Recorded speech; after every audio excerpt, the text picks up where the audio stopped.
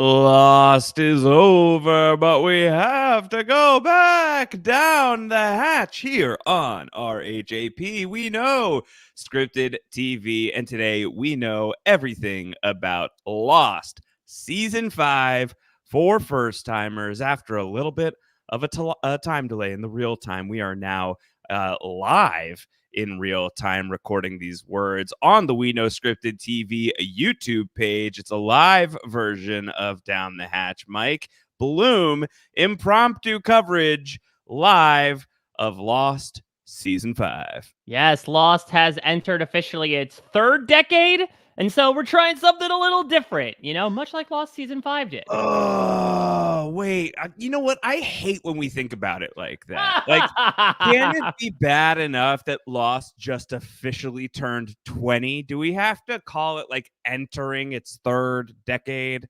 That feels horrid. I mean, listen, if anything is shown about the discourse around this show, it's just getting better with age. So for me, the march through time is just, an ability to gain even more acclaim behind it, as the show did on Sunday when the 20th anniversary was celebrated. These are the words of someone who is early into his fourth decade and is I was not yet staring down the barrel of decade 5. I hit the halfway point. I'm up to the time travel decade, Mike. I'm scared. It's scary. Very nervous coming up to that. But I am not nervous at all talking about Lost today. Again, in the real time, missed a week or so. Sorry about that. Sometimes these things happen. We are back on track as of now. We are also back on track in really nice timing, as Mike mentions. The official 20th birthday of Lost has just passed September 20th. Lost is 20. Lost is 20. Lost turned 20 on September 22nd. Lots of great celebrations all around. Like the Lost community, Mike, just yub-nubbing across the internet. I mean, truly, across the world, really. Even though we'll find out in this season that one particular character says that Ewoks suck, something that you and I take a lot of cause to. Yeah. But yeah, I mean, it's been amazing. I mean, just to highlight a couple things, Doc frickin' Jensen came out of the woodwork to pen an editorial for Entertainment Weekly. This is a person, for those of you who've never seen Lost until now, which I would imagine is the case of this podcast. Yeah, that's the point. That this man Doc Jensen, who used to be like the Lost writer, like all your theorizing, you wanted to know what Doc Jensen had to think, and would write about it for EW every single week. Had since become a screenwriter and a TV writer in his own right, working with Damon Lindelof of Lost on, I believe, Tomorrowland is the movie they made together. He was a staff writer on Watchmen with Damon Lindelof.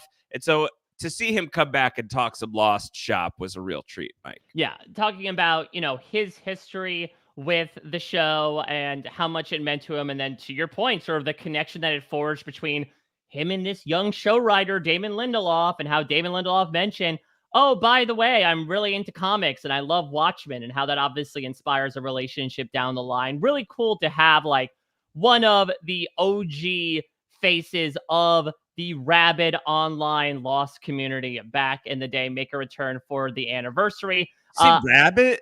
Are there bunny fans? I know the Watership Down has a big thing. Well, yeah, and of course there's the rabbit that Ben killed but didn't kill at the same time. So there are many, many fans. They're multiplying like rabbits because of the influence that Lost has extended. But another big thing we should mention is, of course, Josh, you and I, a while ago at this point, got the chance to talk with Ralph Diapel, who was a producer for a documentary called Getting Lost, which is our great friend Joe Garfine of Cancer Gets Lost, also a producer of this documentary. And the documentary finally had its premiere in Los Angeles on the 20th anniversary.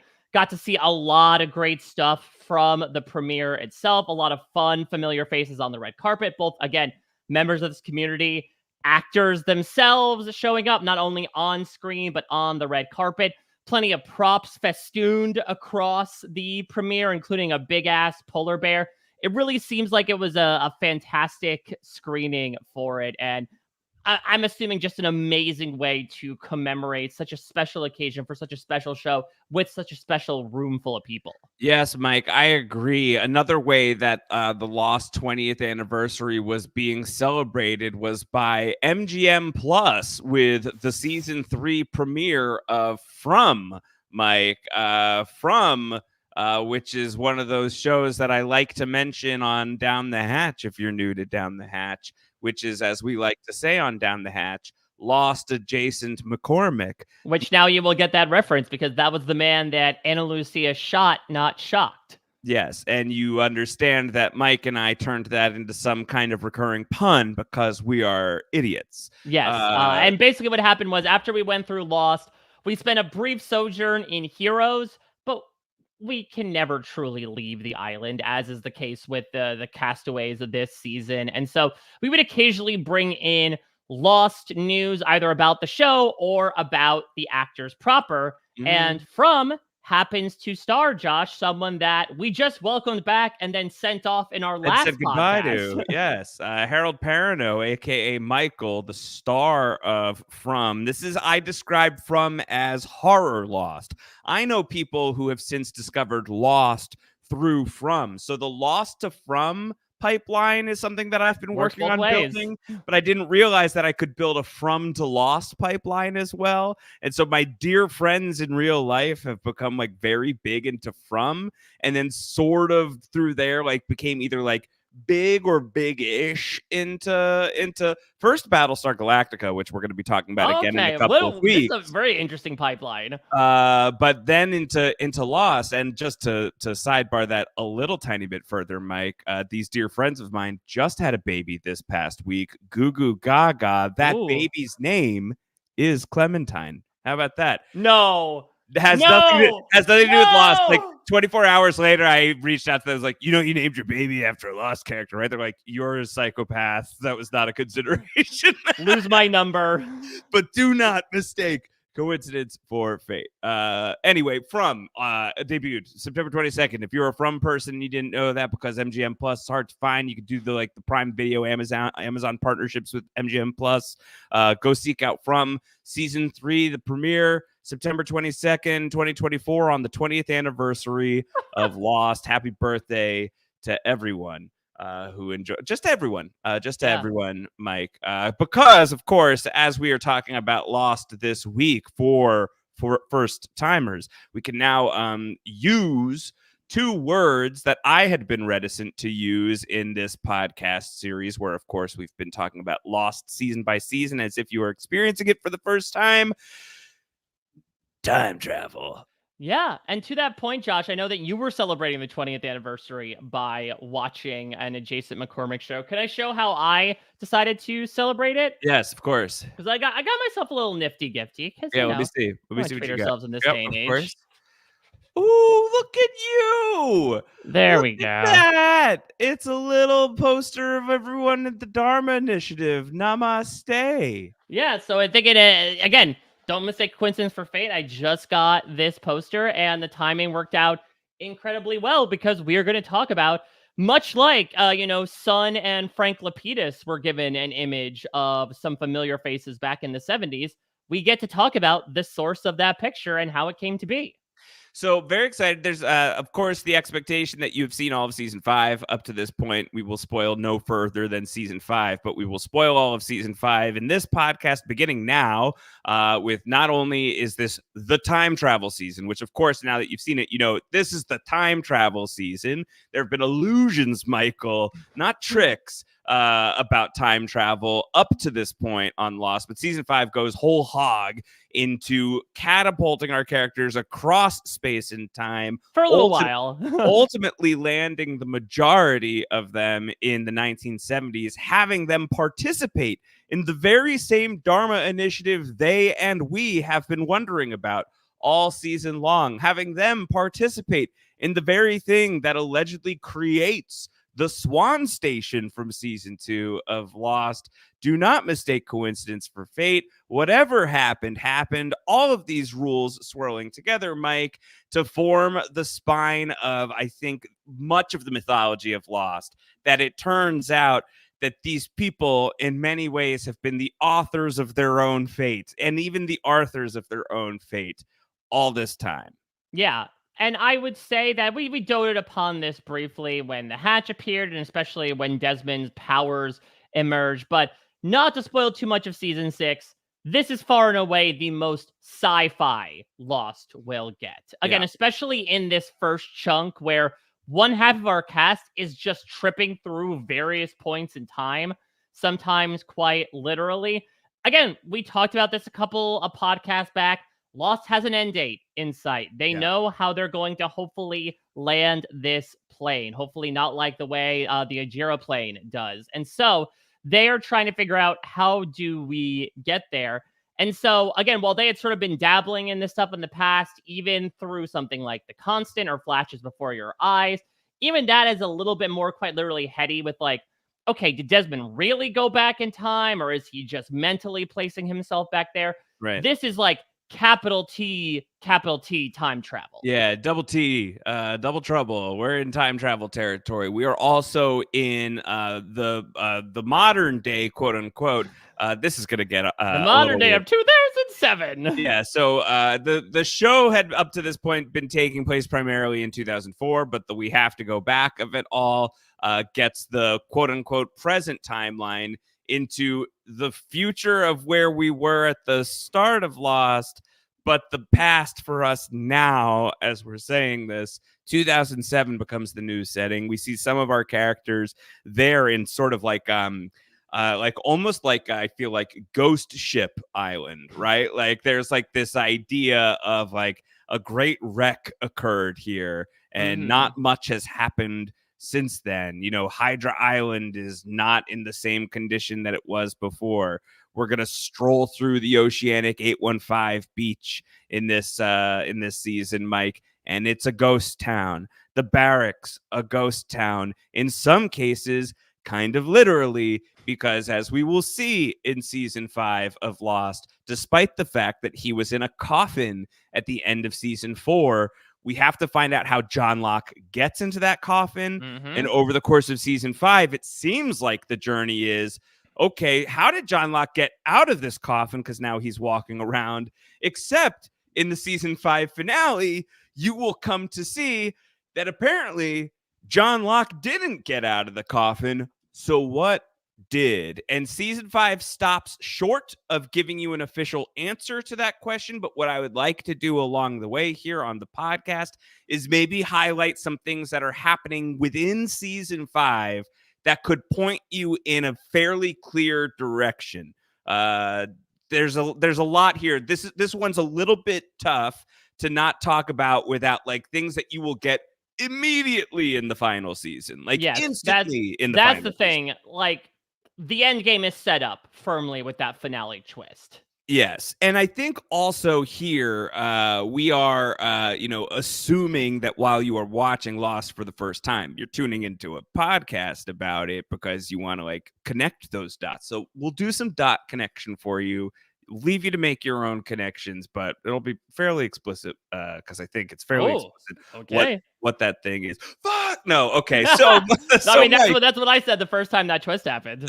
So Mike, we got to go back. We got to go back to the very beginning of season 5 of Lost, which again, there's a bit of a hiatus between the end of season 4 and season 5, months and months in the real time this time around. But unlike season 4, which was struck down by a writer's strike, season 5 has no such extracurricular harm that occurs. Yeah, I mean, off camera. Basically, it's because last season it was really struck down to like 11 episodes, technically 13 if you count the finale as 3 episodes in total. This time we're getting 17 if you include the 2-part finale, and so the network decided, rather than getting your typical 22, 23 episode season and kind of stretching it over the course of 8 months or so, they started in late January and just pretty much aired it all back to back to back to back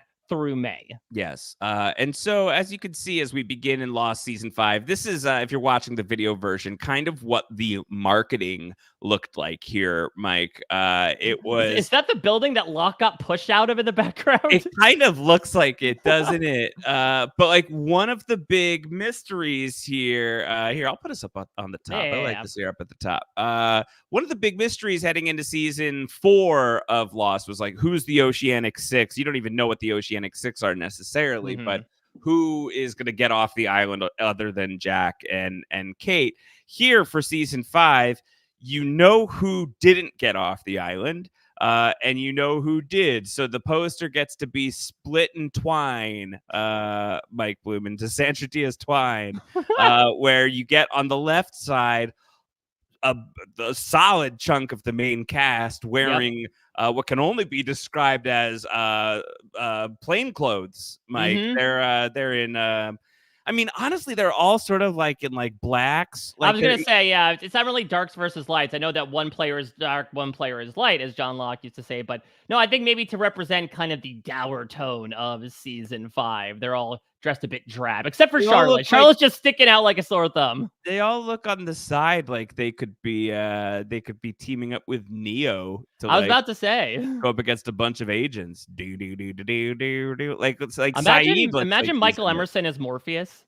You can take the blue pill. No, that'd be very strange. Then of course on the right you see Locke, Charlotte, Sawyer, Juliet, Faraday, and Miles, all still wearing the same clothes they only wear, desperately in need of a shower. They'll get one just like 30 years back. It'll take some time. Notably absent is Daniel Day Kim, who, of course, now that you've seen season 5, you know did not actually explode on the freighter. But man, did they really want to convince us that he did. Daniel Day Kim was stripped from all of the marketing for season 5 of Lost, and I also believe was his name removed from the credits. Yeah, I don't believe it shows up until, and it gets spoiled in the episode where he makes his return appearance in the final scene of the episode. So it still was a little bit of a spoiler that he was alive, but they got like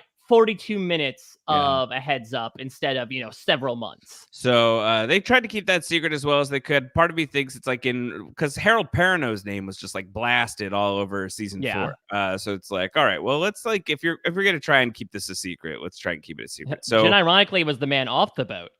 So this is going to be interesting to figure out how to do this, Mike. Because You Left is the season 5 premiere, and it's going to begin us in these sort of like parallel storylines. One of the things that's interesting about season 5, obviously, is now that time travel is the conceit, it's not always so character centric. It's more like we're in the present, we're in the past, future, present time soup. So we begin in some form of time soup with a scene that is iconic for Down the Hatch, at least. Yes. So once again, as we've done pretty much with every season except season 4 a little bit, it's a disorienting opening. We hear an alarm clock go off, and the man who stops it is a man who is quite familiar to us, but someone we have only seen on, I would say, our screens, but that's everyone on the show because it is a TV show. But on their screens, within the screens, it is Pierre Chang, Marvin Candle, of course, played by Francois Chow. We see him. He has both of his arms. And it seems like we are dropped into the middle of one of these days when he is recording one of these orientation videos. He is stopped because there's something going on as they are in the course of building one of these stations, which is the Orchid, which we'll see again, that there is a pocket of specific, radiation that is causing some issues with the workers. And as Pierre Chang is going to check it out, he is going to bump haplessly into a feather-haired man in a construction helmet with his head down. And as Francois Chow kind of brusquely brushes past him, this guy will turn around and reveal that he is Daniel Faraday? Daniel Faraday? and he is face to face with another very important character in the DTH lore, a man who we know as Saul Drillman, who's the guy who's drilling into the wall and says, "Did you hear what he said? Time travel. What a joke." Or whatever it is he And says. Faraday like, And then his, Faraday like, brow ever "Yeah, furrowed. totally."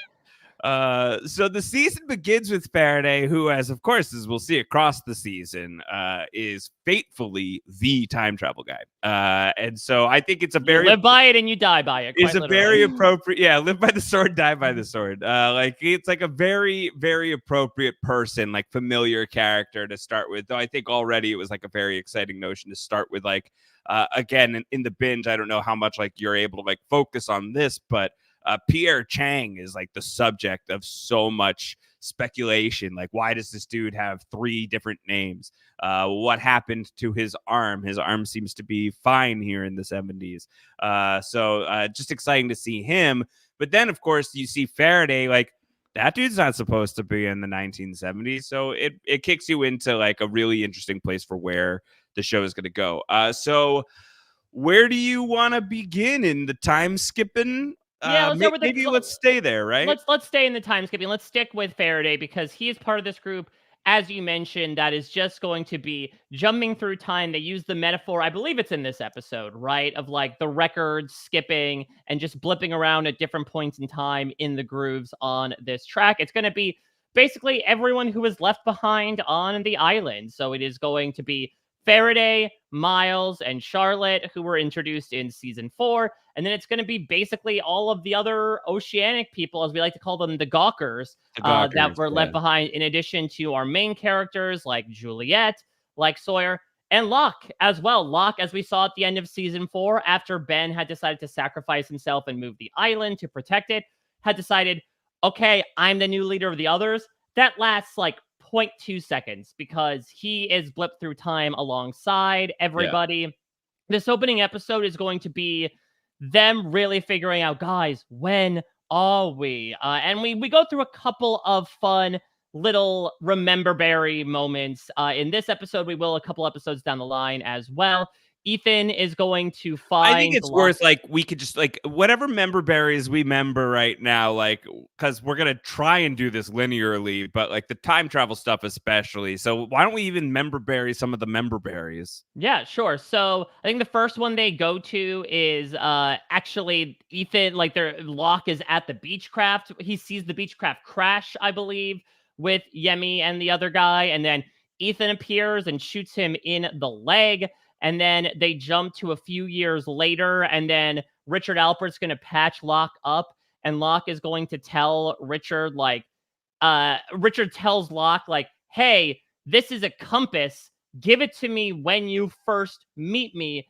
I'll explain it later. Also, you're going to have to leave this island and bring everybody back. Also, you're going to have to die to do it. Which, of course, as we get deeper into the season, we will come to find out that all of those things that Richard has just told John Locke seemingly come from a future John Locke, the same Terry O'Quinn looking slash like past John Locke. The same Terry O'Quinn looking MFer who comes to dominate the back half of season 5 is going to tell Richard Alpert, say all those things to me. I'm over there. And so this compass seemingly is what? A paradox? It's just like kind of like a time loop, yeah. It's like a time loop is the compass. But also now keep in mind that the person who goes to tell John Locke, you're gonna have to bring them back and you're gonna have to die. These are not Richard Alpert's original thoughts. And at the time, you think these are John Locke's original thoughts. But by the end of the season, you come to see these are not John Locke's original thoughts. So who is that? Who's telling John Locke that he got to die? So we'll continue to interrogate that as we move forward. Also, in terms of encouraging words, Daniel Faraday is going to go to the hatch where Desmond is stationed and is going to also give him some enigmatic words in the moment saying, okay, a few years from now, I want you to go find my mother in Oxford. My mother.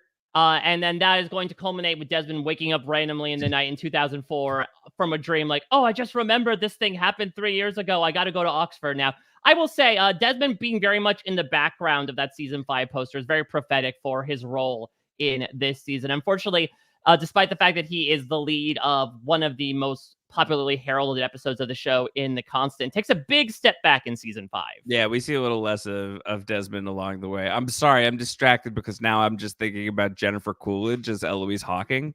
Well, let's get started, shall we? Yeah. Whatever happened, happened.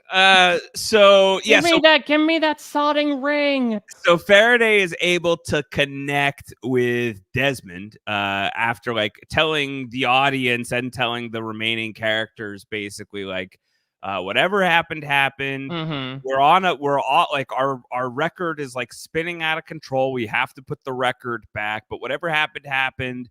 If you knock on that door, it's only because you always knocked on that door, and you probably didn't knock on that door because Desmond never recognized you, blah blah blah. And also like the people that you love are not in that hatch. And Sawyer has this big moment of like, yeah, you don't have to remind me of that. I just watched everybody I care about explode. So that's like Sawyer's energy at the start of the season. That's the thing. Let's remember that this group of people, they are segmented in so many ways from what happened. The last thing they saw was the smoking residue of the Kahana freighter in the distance. For all they know, everyone who was on that chopper and on that boat is dead. And that's going to cause, in many ways, a character like Sawyer and a character like Juliet to move on and maybe seek some greener pastures. Yes, with each other's kisses and hugs. So that's like what's happening in the past in the time travel portion of the premiere. In the present, we have to go back, and so this mission is now beginning, and it's beginning in a variety of different ways. First, Ben has to get Jack to shave. Yes. Finally. He's also, going to intimate to Jack, like, yeah, we're going to bring John Locke's body back with us. And Jack is going to have that moment with Ben, I think at the premiere, where he's like, he's really dead, right? And Ben, for whatever reason, is going to say nothing to confirm that. Just like, I'll see it a little bit, and leaves. And so like this whole season is sort of like baiting the idea of the grand resurrection of John Locke, of like sort of like this Christ-like figure on Lost. And like this was sort of like the big hype around the season as well, in addition to the time travels. Like everyone in the audience, Mike, I think, was like, they're not actually going to kill Locke, right? And like they're going to find some way to like bring him back. There were like little resurrection clues. Like there's a van, right, that I think like is an anagram for resurrection. So like they're really trying to like get you on board with the idea that like even on the show, like they're going to start getting into this idea of like dead is dead. You don't come back from that. But like it seems like the way that Desmond can defy time travel, Locke can defy death potentially. So they're playing with the audience with all of that very, very swiftly. Yeah, and this is also they air this and the next episode, The Lie, back to back. So this one, from an off-island perspective, is a bit more of a setup, just a reminder as to where the Oceanic 6 are. I think the big to-do is that at Ben's behest, Saeed has gotten Hurley out of Santa Rosa, but in the midst of trying to get him to a safe house, he gets attacked by a couple of goons, and Saeed gets to show off those assassin skills, right? A really nice use of a knife from a dishwasher. But in the process, Saeed is tranked. He's hit by a trank dart. And so it's going to lead to some hilarious circumstances in the next episode. Hijinks will ensue in The Lie, as let's stick with that timeline. This is effectively a Hurley episode. Yeah, that's the weird thing about this, is that for a while we're gonna do away with the flashbacks. They're gonna come back with some of our other characters, but in this first bit, the flashbacks are more so the different locations that our characters are occupying. Yeah, it's hard to classify some of these. Like I think if you were to classify it, it feels the most Hurley-ish because there is a scene again. God, it's so confusing. There's a scene set in the past that's not part of the time travel stuff. It takes place in the immediate aftermath of the Oceanic Six and Desmond and Frank meeting up with Penny, and they have to have this conversation about what are we going to do to protect the people back home. They're going to decide, well, we'll lie about it so that Charles Widmore is like in stalemate and no one can go and kill our friends. And like, it feels like a little thin, but whatever. This is what they're going to do. And Hurley's looking for somebody, anybody to side with him because he thinks this is dishonest. He thinks this is wrong, and this is going to be too hard to maintain this kind of a lie. And he looks to Saeed, and Saeed's like, sorry, Hurley, I'm with them. And Hurley says to Saeed, like, well, one day, dude, you're going to need my help, and I'm not going to be there for you. Smash cut to the quote-unquote present, to 2007, when Saeed is just like weekend at Bernie's, and Hurley is having to like drive him around. And speaking of dead people, gets pulled over by the ghost of Ana Lucia. Yeah, because as we remember, Hurley can see ghosts. He sees dead people. And so, nice appearance from Michelle Rodriguez here. But yeah, really the main to-do off island is Hurley brings Saeed home.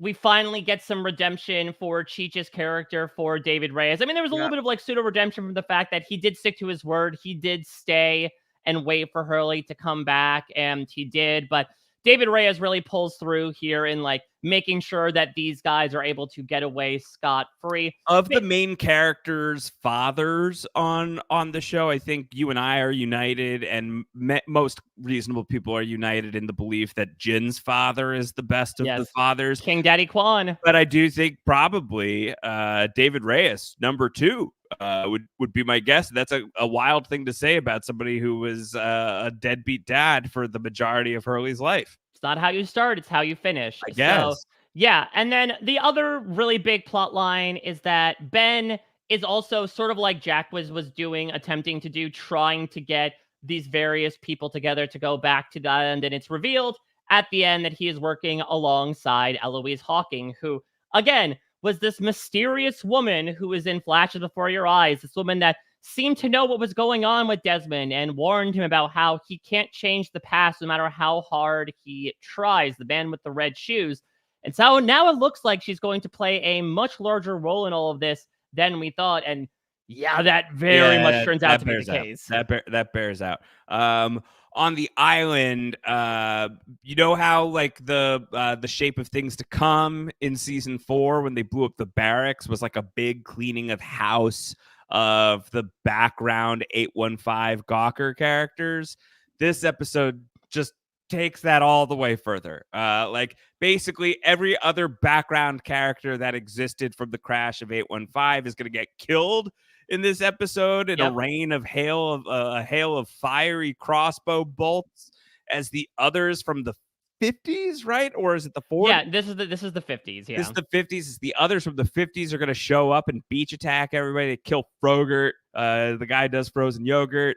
And which we should mention, by the way, because I'm sure some people were watching being like, where did this come from? This was a guy who was developed in a series of mobisodes, some like short webisodes in between seasons 3 and 4. This guy was introduced as Neil, who runs a like frozen yogurt stand off island. It was nicknamed Frogurt, and he is incredibly annoying. I didn't want to show this hand too much, Josh, because this might be seating for a future podcast. I did receive a text out of the blue, like a flaming arrow, from one Chappelle, who, for those that are not following him on social media, has been watching Lost for the first time since it's been on Netflix. And he texted me out of nowhere, quote, "Neil getting murdered by a flaming arrow is the best thing that ever happened to me." Yeah, I would listen. I am desperate to learn more about Chappelle's Lost takes. I've been lucky enough to get some of them offline as well. But wouldn't it be great to bring all of those online for all of you? Just confirming nothing other than our mutual desire, audience and podcasters alike, to get Chappelle on a microphone talking about Lost would be incredible. I recently heard that peer pressure works with Chappelle. So just putting that out there. To make diamonds or burst a pipe. That's right. Okay, so Neil Frogger gets killed. Everyone gets killed. We don't know where Rose and Bernard are. Thankfully, they don't get killed because we'll see them by the end of the season.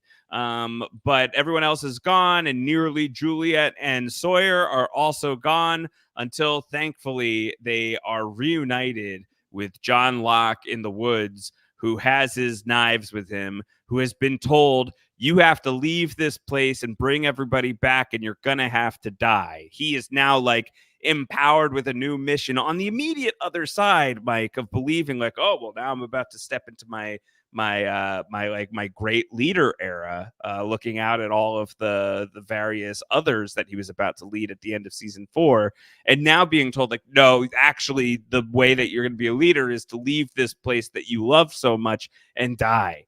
And so like it feels like he's like enjoying every moment he's got until then, where like he's like, oh man, well, one thing I do love to do is throw knives into people, so let me do that. So like it's like Locke is like kind of like crossing items off of his bucket list right now. Yeah, it takes him a minute to stabilize, obviously, this brand new setting that will change multiple times over. But we'll see in the next episode that, like, once he gets his feet out from under him, he really then decides to stand his ground and be like, okay, I was meant to do this. I'm connected to this island inherently. Let me take control no matter what time we're in. Yeah, not to be too morbid, but typically when John Locke's feet go out from under him, it doesn't go well. So we'll approach that. Jughead. This is again in one of those confusing ways. This kind of like reads like a Desmond episode, where Desmond is going to be the focus of the 2007 storyline, while in the past we find out that these are the others that have attacked everybody. One of them even is Charles Widmore. Yep, and the one who is the precocious little whelp holding a gun at our beloved characters is none other than a younger version of Eloise Hawking. Right, and they're doing a good job of seeding this into Faraday's story, obviously, because we're going to come to find out that Faraday's parents are none other than Charles Widmore and Eloise Hawking, and what's worse... What a Nepo baby! We're going to come to find out that Faraday's like horrible, sort of like abusive, demanding mother... his mother, that at this time it is Tanya, who is the murderer. It's gonna end up. Well, she tried to be the murderer at the end of season 2. Yeah, she's gonna. Eloise Hawking is going to be the one who kills her own kid, and kind of like starts a lot of this. Like if you're trying to look for like a place where this begins, like Faraday himself as a time loop is sort of like this necessary thing that has to happen to continue pushing everybody else who has time traveled further. The time travel stuff, Mike, it gets really out there. Oh yeah, once we actually get into the whole explanation, cause and effect. Of Hurley and Miles, of like, okay, this is our timeline. Like we can still die. It doesn't affect us in the future. It's a lot to wrap your head around, as is the case with Chekhov's nuclear warhead. Josh. Yes. One of the things that I think you could say about season 5 of Lost is it's very confusing. Another thing that you could say about season 5 of Lost at the same time is it's tightly plotted. I think that it actually is a very tightly plotted season, impressively so for a time travel season, where so many of the things that happen in the various points in time ultimately end up connecting. And this is a big one where this whole episode of retrieving a nuclear warhead and encouraging the others to bury it in cement keeps that warhead on the board in time to create the incident that we have heard about so much in the past. That this is all going to come together in this kind of crescendo way. And Faraday is going to be dealing with his own mother through much of this. Meanwhile, Desmond has been told to seek out Eloise Hawking as well, and he's going to need he's going to do a quick stopover in London. We get to see what Desmond's life is like. He and Penny are living off the grid. They have a son named Charlie. Oh, which is adorable. Charlie lives. Do you think that they had a long conversation though, where they're like, okay, but it's Charlie, right? Not Charles. We're not naming this after your dad. Yes, that's very true as well. That it's a little bit, yeah. But Actually, they're I like, think it's aspirational too. This is like what we really would have loved. no, I think it's actually perfect because then you could pull off something where you say, ah, yes, all this money is to Charles Widmore, Yeah. right? Don't ignore the fact that he's a baby. This is, of course, Charles Widmore in name, and so you must give him all these funds. Let's drain the accounts. Drain the accounts. So Widmore is going to put Desmond on the path of Eloise is in LA. So we're going to get Desmond out to LA as we're trying to get everybody out to LA. Meanwhile, people start bleeding from the nose here, Mike, which we come to find out Yeah, is a bad thing. Charlotte ain't doing so good. There's Yeah. red on her head and there's red coming from her nose, as it turns out that, yeah, jumping through the space-time continuum doesn't do great things to your brain, Bad for Josh. the brain, ultimately. So this gets explored more in The Little Prince and onward. I can't remember if this is the episode where they flash and Sawyer watches the birth of Aaron. That's this one. So Sawyer has again been a little in his feels about Yeah. everything that has been happening, and this is sort of like the moment when he finally comes to peace with like, okay, they've moved on. It's time that I do as well, and that they blip from the 50s to 2004 where Locke and Sawyer are see the night that Locke was banging on the hatch door and Desmond lit it up, and they see the birth of Aaron, who is going to be the focal point of this episode off island. But then, Josh, we are going to blip into the future, and we are going to get to this day one of the biggest mysteries in series history. Yes. So as our group led by Locke is trying to like row to another part of the island because they're going to go back to the Orchid. This is where this started. Maybe this is where this will stop. We will stop spinning around on a disc and our noses will cease to bleed. So they're going to take this outrigger that they find on the beach of Oceanic 815 that's littered with detritus from an airline called Ajira, which we will come to see. So they do a lot of good planting of the Ajira seeds. There was like cool Ajira commercials in the lead up to season 5 where you were like, ooh, a new airline. Exciting. Bring that into the story. But while they're out on the outrigger in, again, the future, like this hasn't happened yet on Lost yet in the show. The bleed is coming from my nose right now.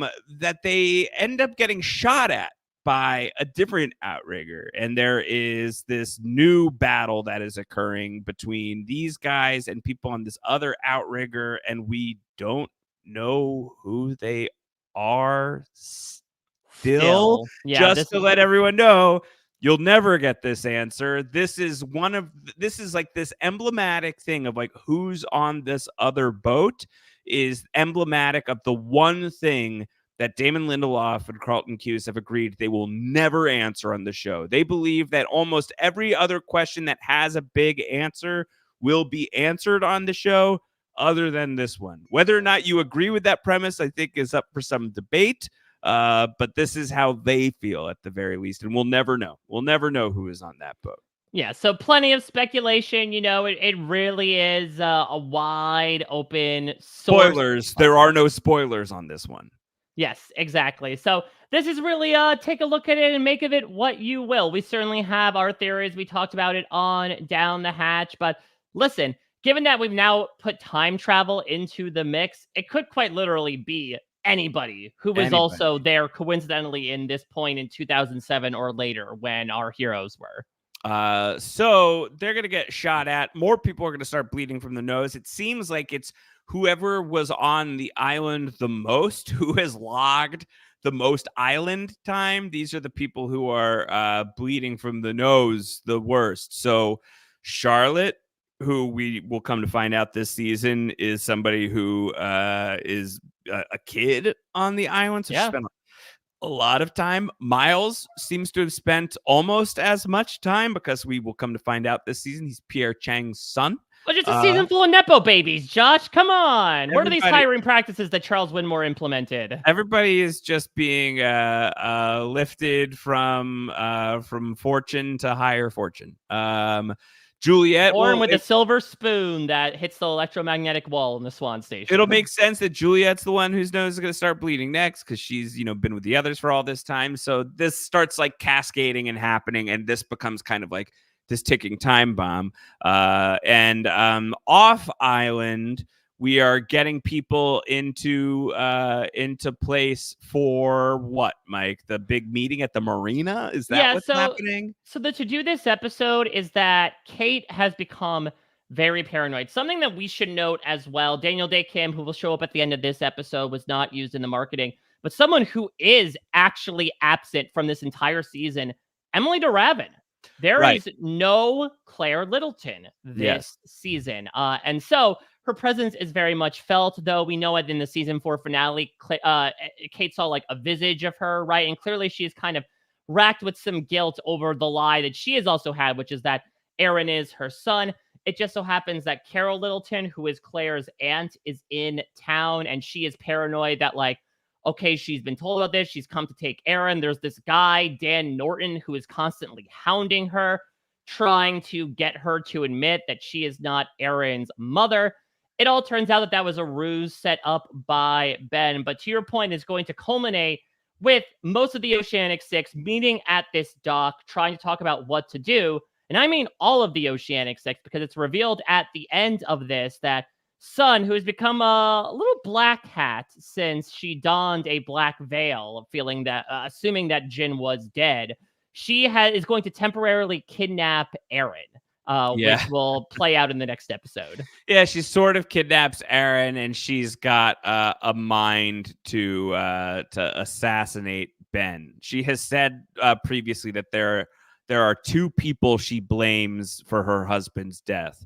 It appears that one is Widmore, right? Yep, she tells him off at the end of the season 4 finale. And the other seems to be Ben, that she wants to kill him. And there was some thought that maybe it was Jack. It does not appear that it was Jack. It appears that she wants Ben to die. But yeah, she thinks Jin is dead. Guess what? He's not. He's alive. He's not. Who is dead? Everyone around him. Everyone around him. So at the end of The Little Prince, we find out that Jin is alive and has somehow been like traveling through time by proximity to the island because he's just on a floating piece of freighter detritus. Close enough. And so like he's just like tripping through time as well, and he gets rescued by a team of people that turns out to be Danielle Rousseau and her original expedition team. And this was very exciting because when they killed Danielle Rousseau off in season 4, it felt like a lie. It felt like over the years, Lindelof and Cuse had been saying like, oh, well, we'll explore Danielle's past at some point in time. So you kind of figure like you're at ease when Rousseau is around because like they haven't done that yet. And then they kill her. Shockingly, they snipe her. To the point that like when they sniped her and then like we were in the writer's strike break for so long, part of me was like, well, she might actually still be alive because they have to do a flashback episode. But then very quickly it's like, no, she's totally, truly dead. Of course, Mike, what we couldn't have known at the time was there's a whole ass freaking time travel season coming where we don't have to do a flashback to Rousseau's story. We could see it happen in real time as Jin Soo Kwon, which is a big chunk of this place's death, where Rousseau is like we've heard Rousseau's team got sick. They got infected. This infection seems to be a bit more like a possession or some kind of like island madness. Yeah, like some kind of madness. Like you've been like courted by death and you've like decided to be team death all of the sudden. This is what's seemingly happening. Otherwise, some of these people seem like they're still who they are, just playing for a new team. We heard about Montand and his arm back in season 1. We get to see Montand lose his arm. Because the monster, for the first time in a long time, drags Montand into his little hidey hole. And so that's how Montand's arm is going to come up. And then we flash forward a little bit where all of the crew is dead. And we see like Danielle Rousseau's sort of canon moment where she has to kill her own husband while she is pregnant. This will also introduce a bit of a convention that you and I lampooned a bit in our coverage on Down the Hatch, which is when they introduce younger versions of the characters, for some reason they do like a bit of the James Bond convention of like, I'm first name, last name, to really make it set in. And this happens with I'm Danielle Rousseau. Wow. Like every time, like clockwork. And honestly, it always hits. Always hits. But it's so tropey. It's very ridiculous. But Josh, this places death in more ways than one, as we are going to build the time jumps to a fever pitch. After Jin ends up encountering this very traumatic experience, he is going to meet up with our group. And the time flashes, we're going to go through, I think, like 5 or 6 over the course of this episode. Yeah. It's getting worse and worse the closer they get to the orchid, and it's having an effect on poor Charlotte, who is on her deathbed. And one of the last things she says is she's going to tell Jin in Korean, like, this place is dead. Yes, don't bring anyone else here. Yeah. Cause like the mission is like, I'm going to go bring our friends and like bring them back. And like, after like that warning and watching Charlotte die, by the way, Jin's like, yeah, Locke, you cannot bring Sun back. Whatever you do, she's not allowed to come. Pretend I'm dead. Pretend that I'm out of the put me out of the marketing materials. Yeah, here's my ring to convince her if she needs this. Like I'm not here. I didn't make it. I died. Charlotte dies. Yep. Her final words are, "I'm not supposed to have chocolate before dinner." And then we'll see her say that as a little kid. And she has like this terrifying moment with Faraday where she's like, I'm remembering something. I was a little girl. This creepy man came up to me and told me I gotta leave this place or I'll die. Daniel, you're the creepy man. And then she dies. And later on, he's not going to be able to resist. And he's going to be the self-fulfilling creepy man. So all of the poor creepy man Dan. Charlotte is dead. Creepy Dan is creepy crying. And everybody else. He will have a creepy Dharma van. But yeah. And then so they're going to reach the orchid here. Yep. And Locke is going to say his farewells to this group. He is going to go down this well into like the prototypical version of the Orchid Station. Of course, wouldn't be Locke if he didn't get some nice leg trauma for the road. He is going to like get a compound fracture falling down a freaking well. And we're going to see a familiar sight, the frozen donkey wheel. And another familiar sight is going to pop up here, Josh. Christian Shepherd, who is going to be reiterating all of the things that Richard Alpert told Locke in the premiere of like, you're going to have to leave. You're going to have to bring them back, all of them. And Locke's like, do I really have to die? And Christian Shepherd's like, that's why they call it a sacrifice. Mm-hmm. So Locke's like, all right, Island's telling me I gotta die. He doesn't seem particularly happy about it, but when has John Locke refused the island? So now in his heart, he's committed to this idea. Let's just keep in mind that this thing that Christian Shepherd has told Locke seems to be basically exactly what the guy who we now know is not Locke told Richard Alpert to tell Locke. So it's some messaging, Let's just keep adding things together as we're going here. And also a fun little final message as Locke pushes the wheel. Christian says, "Say hello to my son." And Locke says, "Who's your son?" And then we get a white flash. "Say hello to my little son." He's like, "No, but Jin told me not." And then he flashes through space and time. So speaking of which, that whole thing of, make sure son doesn't come back by saying I'm dead, goes completely out the window after son threatens Ben with a gun. He says, no, Jin's alive. Here's the ring that Locke gave me. And so we have to go back. And so we are going to end this episode with not the entire Oceanic 6, like a handful of them, meeting with Eloise Hawking. And she says, well, let's get started. And Mike, this feels like a good place to get started on one of the weirder periods of Lost. And all of this has been rather strange so far, hasn't it?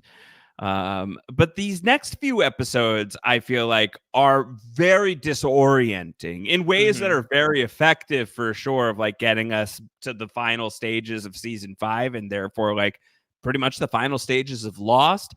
But what's going to occur right now, and again, if you're watching the video version, we've got slides here, thanks to the great Jessica Sterling. What we have up right now is Frank Lapidus just like in full airline pilot gear with a bloody forehead on the beach. Somehow has come back. This is a very Spaceballs. You captured their stunt doubles, just a bunch of random people surrounding him. There's the next slide. It's called The Life and Death of Jeremy Bentham, and it has just like a really nice photo of Terry O'Quinn looking rather serious. And then we go to a picture of Josh Holloway, aka James Sawyer Ford, aka LaFleur, in the appropriately named LaFleur. And so these 3 episodes specifically, Mike, are all part of, as we even get into Namaste, there is something that I have talked about on Down the Hatch proper that I feel like, especially when you have watched season 5 for the first time, I think that you could go and rearrange some of these episodes, and not only will they play, the story will mostly be the same, they may be even more impactful, and maybe make even more sense if you know who's gone where and what's happened to whom. But I think the point that I'm trying to raise is, like, at this moment in time, Mike, I don't know that does it make sense to do this episode by episode, or should we be trying to like piece this together, at least this first chunk, sort of like quasi chronologically? I don't know, because like the thing about these 3 episodes, that it also relatively keeps things separated as well. 316 is going to be focused entirely on where the last episode leaves so off. let's do this. 316 is going to be like, all of the sudden we go from 316 to midnight. When like Eloise Hawking is like, all right, let's get started, and then you get to 316 and oh my god, we're back. After all this, we have to go back. Whoa, it sure seems like we got back. Wow, that was real quick. Where it begins with Jack jumping into the water, and Hurley is there, and Kate is there, and they're clearly back somehow. And the rest of 316 shows you how. Convoluted steps, right? Like, you need to get your dad's shoes from your grandfather. We're going to need to put them on Locke's body. We're going to have to put Locke on the plane. All of you are going to have to go on the plane. Your plane is going to pass through this like pendulum point in time. We've calculated where there's another Dharma station off island called the Lamp Post. We've calculated exactly where your plane needs to be in order to hit this temporal vortex, just so you can go back to the island. So you can go back to the island. Yeah. And it works for most of them. And we will say as well, even within a lot of explanation going on here, there's still a lot of mystery when we actually get on Ajira Flight 316, the titular flight. You know, Saeed is being restrained and is sitting next to this mysterious woman. Because remember, like, the Oceanic 6, some of them were like, no way, I'm not getting on this plane. No way, no how. And so we're going to have a little bit of questions coming out of this as to like, okay, how did these people get on the plane? And also, who the hell are all of these other people? And another character that was missing. Yes, the other freighter folk have been fully in focus time traveling through the island, but Frank Lapidus got off. He was not part of the Oceanic 6, but he was responsible for getting them off the island. This poor man happens to be in the wrong time in the wrong place. You know, he got lucky not being at work the day Oceanic A15 crashed. Not so lucky today, as it turns out he is flying Ajira 316. They're not going to Guam. Indeed, they are going to the island. They're going to the island. He doesn't like it. We're not going to Guam, are we? Great Lapidus line. Well, we got to get the look. Obviously, we got to get the characters back to the show. One way to do that, fly them back to the island. One way to do that, flying back to the island with the pilot that we know already exists on the show. Also, where they're going to land the plane ultimately feels like a pretty sweet deal in hindsight, whatever it was that Sawyer and Kate were being told to do back in season 3 when they were building what did Juliet call it? It's a runway for the UFOs. Yeah. Well, exactly. This is I mean, I guess from a certain manner of speaking, Ajira is an unidentified flying object from the Well, ground. I was about to say From that the does it ground's turn perspective. as the big twist that all these characters are aliens, but No. one particular character may or may not be jumping into a show that states exactly that after this season. That's correct. That's correct. Okay, so everybody's back. They get discovered by Jin. So they get like the dual discovery. Well, Like Jin is alive, and also Jin is wearing a Dharma suit jumper. Well, what's interesting is you mention everybody. It should be noted, though, that the people on Ajira Flight 316 have been apparently divided in twain. Yeah. So you have Jack, Kate, Hurley, and Saeed are in the 70s, but Sun, Frank Lapidus, Ben are in the present still. Yes. So there is a little bit of a division there, and some question as to like why. Why did we get a split apart that way? So that's how they got back. The next episode, The Life and Death of Jeremy Bentham, is going to explain how Locke got off. Is what I was going to. How he shuffled off that mortal coil, as it were. As yes, we finally find out how Locke died. So we find out that, and it really is like a swan song, as we'll soon find out, for John Locke, which again is wild because we start this episode with what we think is a resurrected John Locke on the island in the present. And we see that, yes, Locke's mission was simple: go off the island, convince the Oceanic 6 to return, and everything will be hunky-dory. Much easier said than done, as he's going to do what ends up being his final check-in with all of these people. It all ends in abject failure. Everyone is in their own different paths, in their own different fields, and not willing to go back to the island. And it drives Locke to a point where, he's on his last legs in a manner of speaking. Helen, which is played by Katie Seagal, has died. Matthew Abaddon will die. He ends up being sort of like his chaperone throughout this episode, and it drives Locke to a point where he nearly attempts suicide until an angel steps in, Josh, to save him in his moment of need. Ben Linus is there for a helping hand. Yeah, he's like, I'll be your friend, John. We'll get them back together. I'll help you do everything. By the way, do you know like how I could get a hold of Sun? Effectively, like, haven't tried Sun yet. Why don't we try her? And is eventually able to get some like critical information from Locke. And like once he gets the critical information from Locke, Ben does what Ben has clearly wanted to do with Locke. The moment he laid eyes on him, he strangles him, chokes him, kills John Locke. How did John Locke get into a coffin? How did John Locke get into the wheelchair? He got pushed out the window by the likeliest person to push him out a window at that time. How did John Locke get into a coffin? He got put there by the person likeliest to put John Locke into a coffin at that time. Right. Finally finishing same as it ever was. Finishing the job he did 3 years ago. He thought he killed John Locke in that mass grave by shooting him. The island wasn't done with him just yet. Now it seems like that is the case. And Ben is also, now that you look back at the first 5 or 6 episodes, it's also interesting to watch how Ben kind of uses this as a bit of a cudgel, especially with Jack, right? Of like, well, John died so that, this had to happen. It was the sacrifice he had to make. So we have to live on through his legacy and bring everybody back to the island. Again, operating out of pure selfishness the way Ben Linus does. For sure. So he kills him. Locke was unsuccessful at convincing anybody to come, except for the fact that apparently his words shook Jack up quite a bit.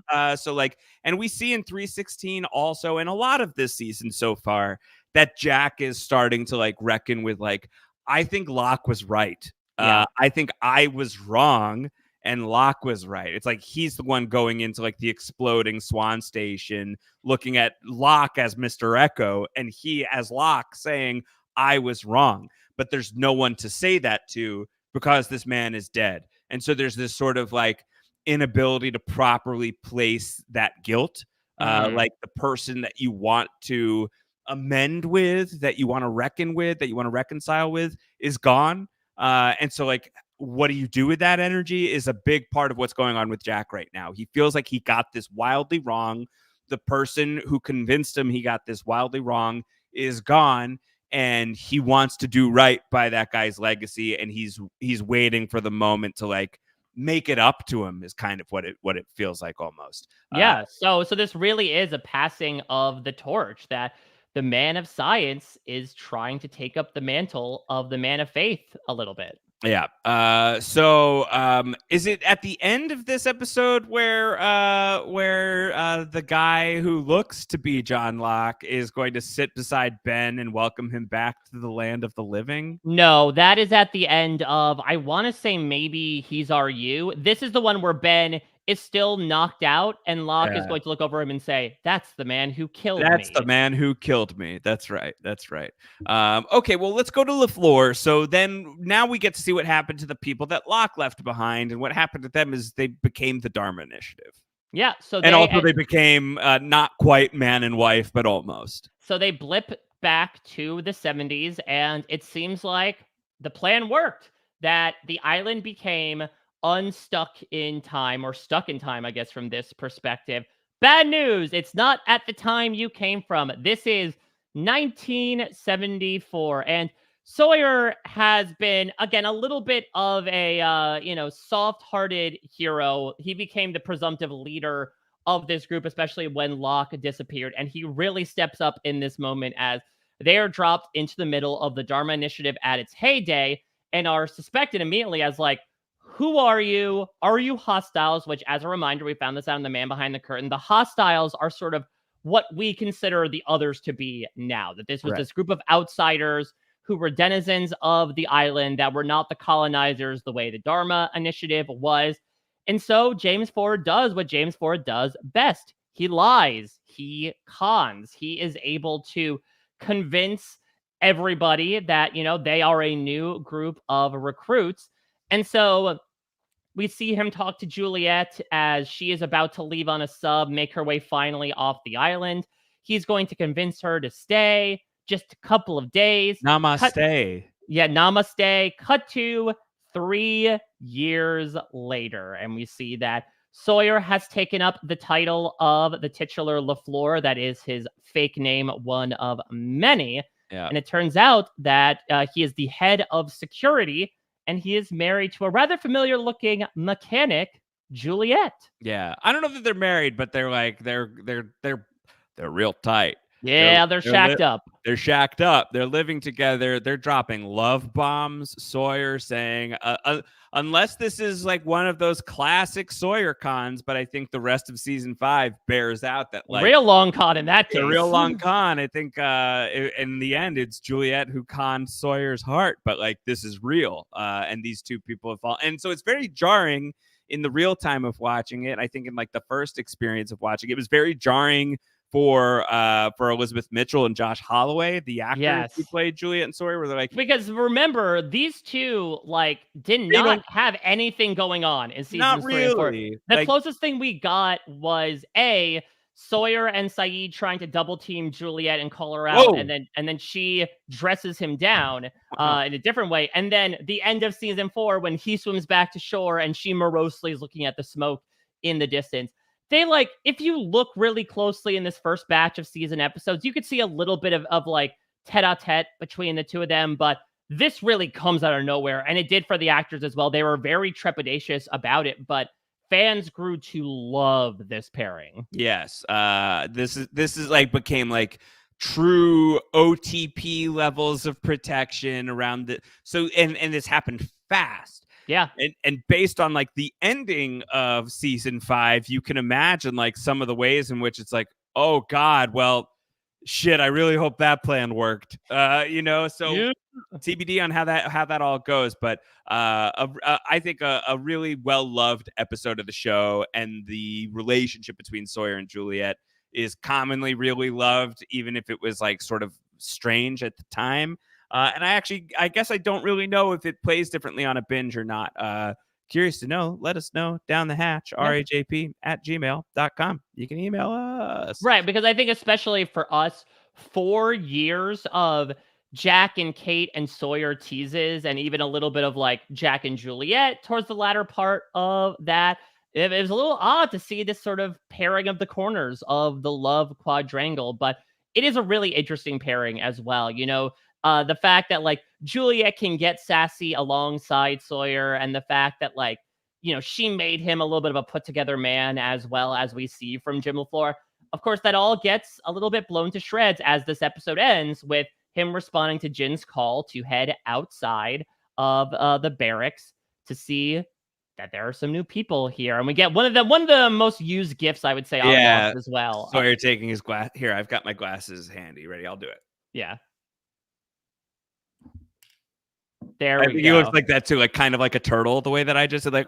Yeah, just mouth again at the fact that, again, remember, he pretty much wrote off these people as they're never coming back. I have to move on with my life. Yeah. And now they're back in a big way, as now they will be new recruits in Namaste.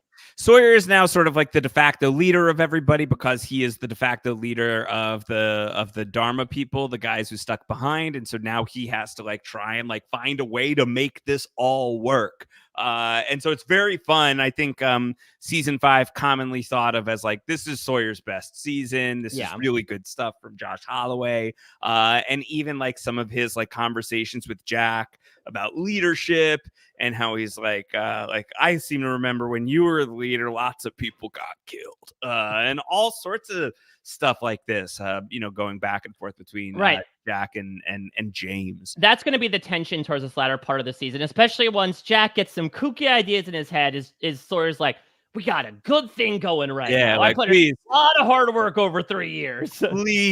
please don't literally detonate a bomb in the middle of it.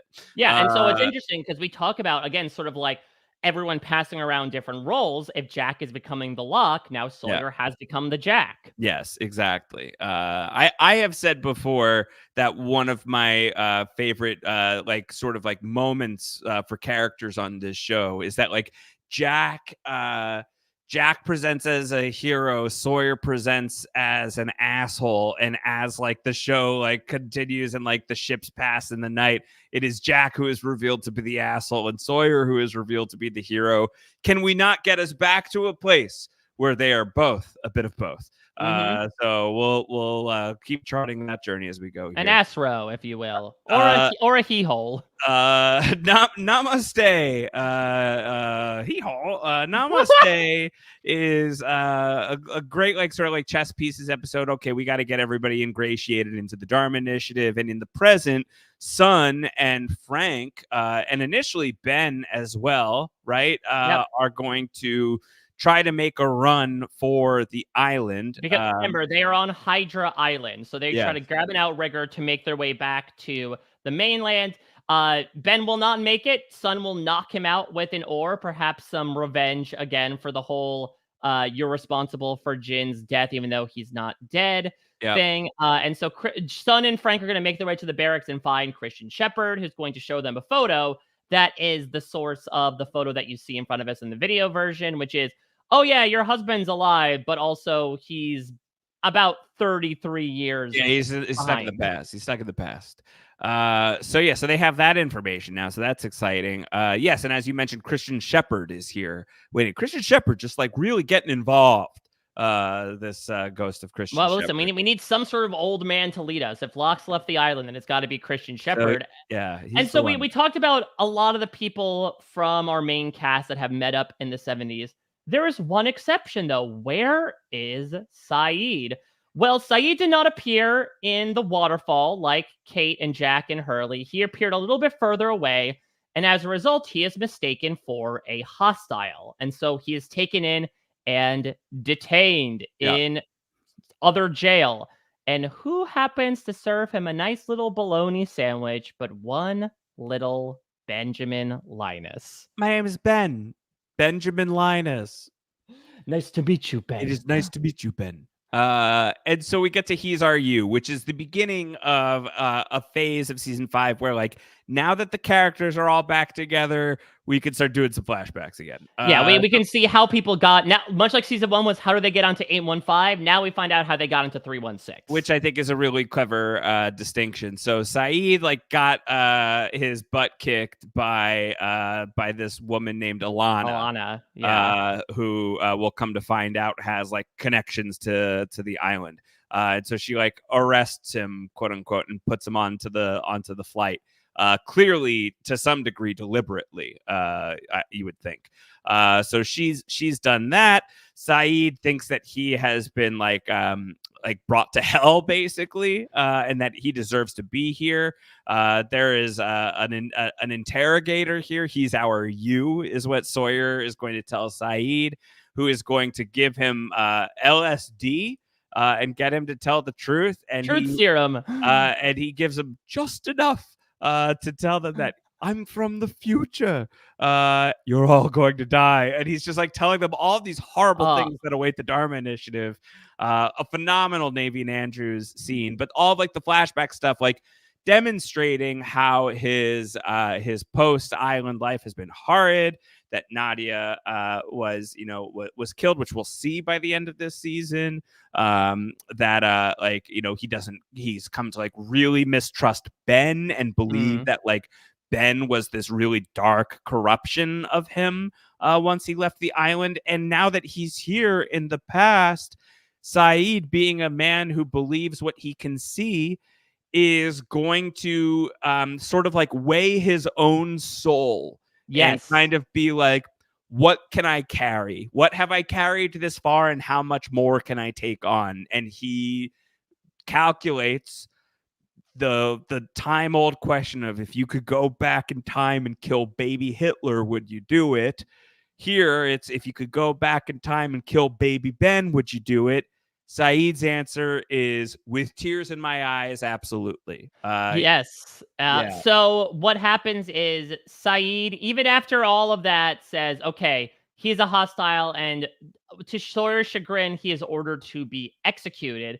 But his savior ends up being, via baby Ben, the hostile. So this whole thing where there's a flaming Dharma van that crashes into a house and causes a big spectacle and distraction as Saeed is freed, because again, Ben assumes that he is a hostile. And as they make their way into the jungle, Saeed quietly says, after he knocks Jin out, "You are right about me. I am a killer." I am a killer. And so he shoots Ben in the chest. And so, yeah, it's a really great episode for Saeed. I mean, not great in terms of what he does, but I think for someone that we thought in season 1 was someone who did bad things but was a good person down to the core, a romantic at heart, it's a really tough look for him, but really complex, that this is a guy who thought he had those redeeming qualities, but for many reasons feels like he is being punished many times over for the sins that he has committed in the past. Yeah. And so he is just going to double, triple down on what he has been essentially raised to be. Okay, so he has shot Ben. Ben's not dead. Ben's not dead, man. Ben's not dead. This is part of why I like the idea of chopping up some of season 5, because I think that maybe there's some more tension if you know that Benjamin Linus isn't awake in the 2007 timeline.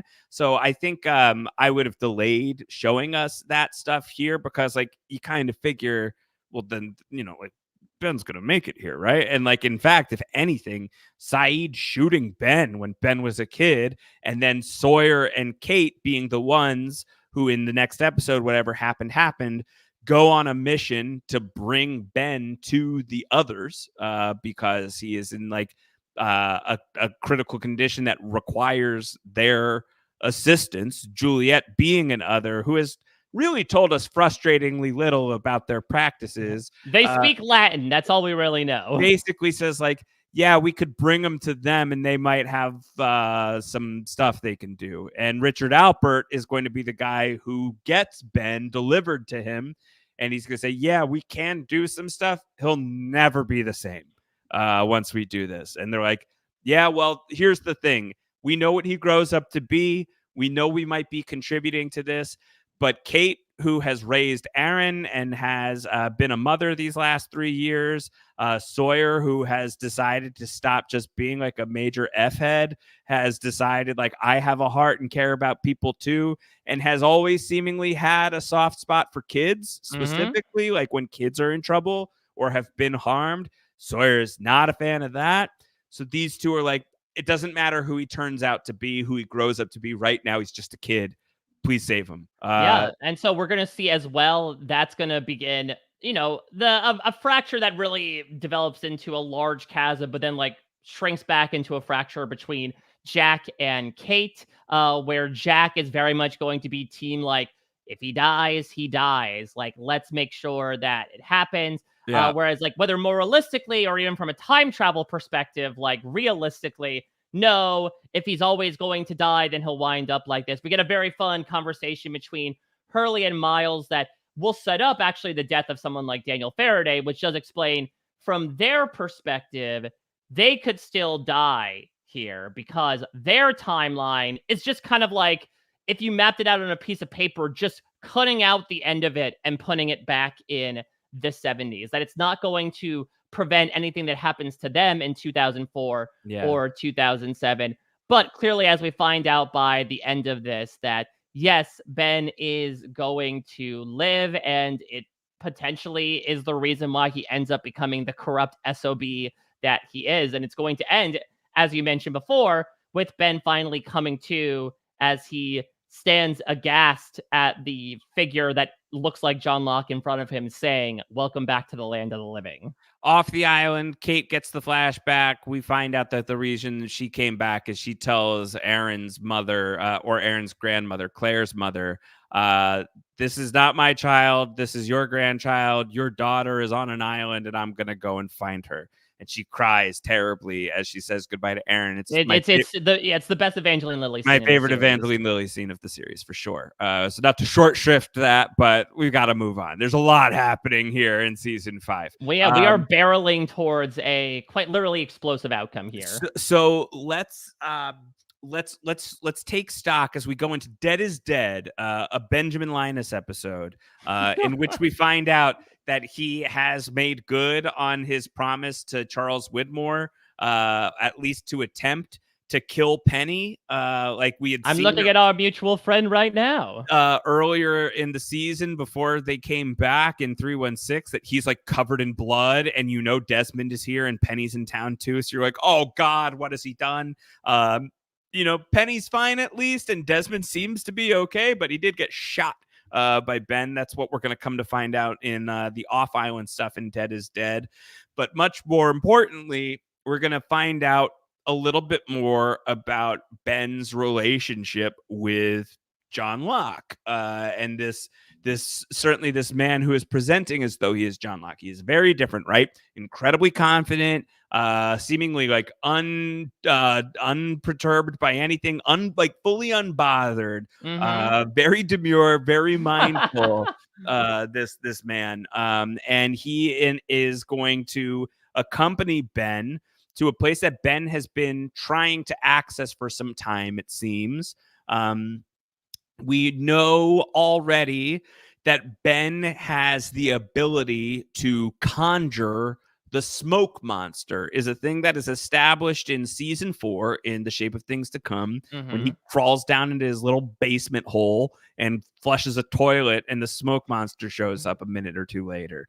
He has the ability to call for the smoke monster. So he's going to go back to the haunted barracks. He's going to call for the smoke monster, and he is going to await its judgment in like a crypt nearby. Yeah, we should say that this was a location that we saw in the 70s, and we'll see the more derelict version now. There is a temple on the island, Josh, that appears to be full of a lot of ancient iconography, hieroglyphics on the walls, and much like the god, was it Ra from Egyptian mythology, Ben has come to be judged by the smoke monster, in particular for the guilt he has over letting Alex die. And we see even through the flashback, through some incredible wig work on Michael Emerson trying to play a younger version of himself, that actually he is the one responsible for Alex living as long as she did, that when they ended up sort of like going into the camp that Danielle Rousseau occupied, that he was ordered by Charles Widmore to kill the baby, but he petitioned to save the baby. And then we'll also see sort of the schism between Ben and Widmore start, as it seems like Ben pulled strings behind the scenes to get Widmore basically exiled from the island. Right.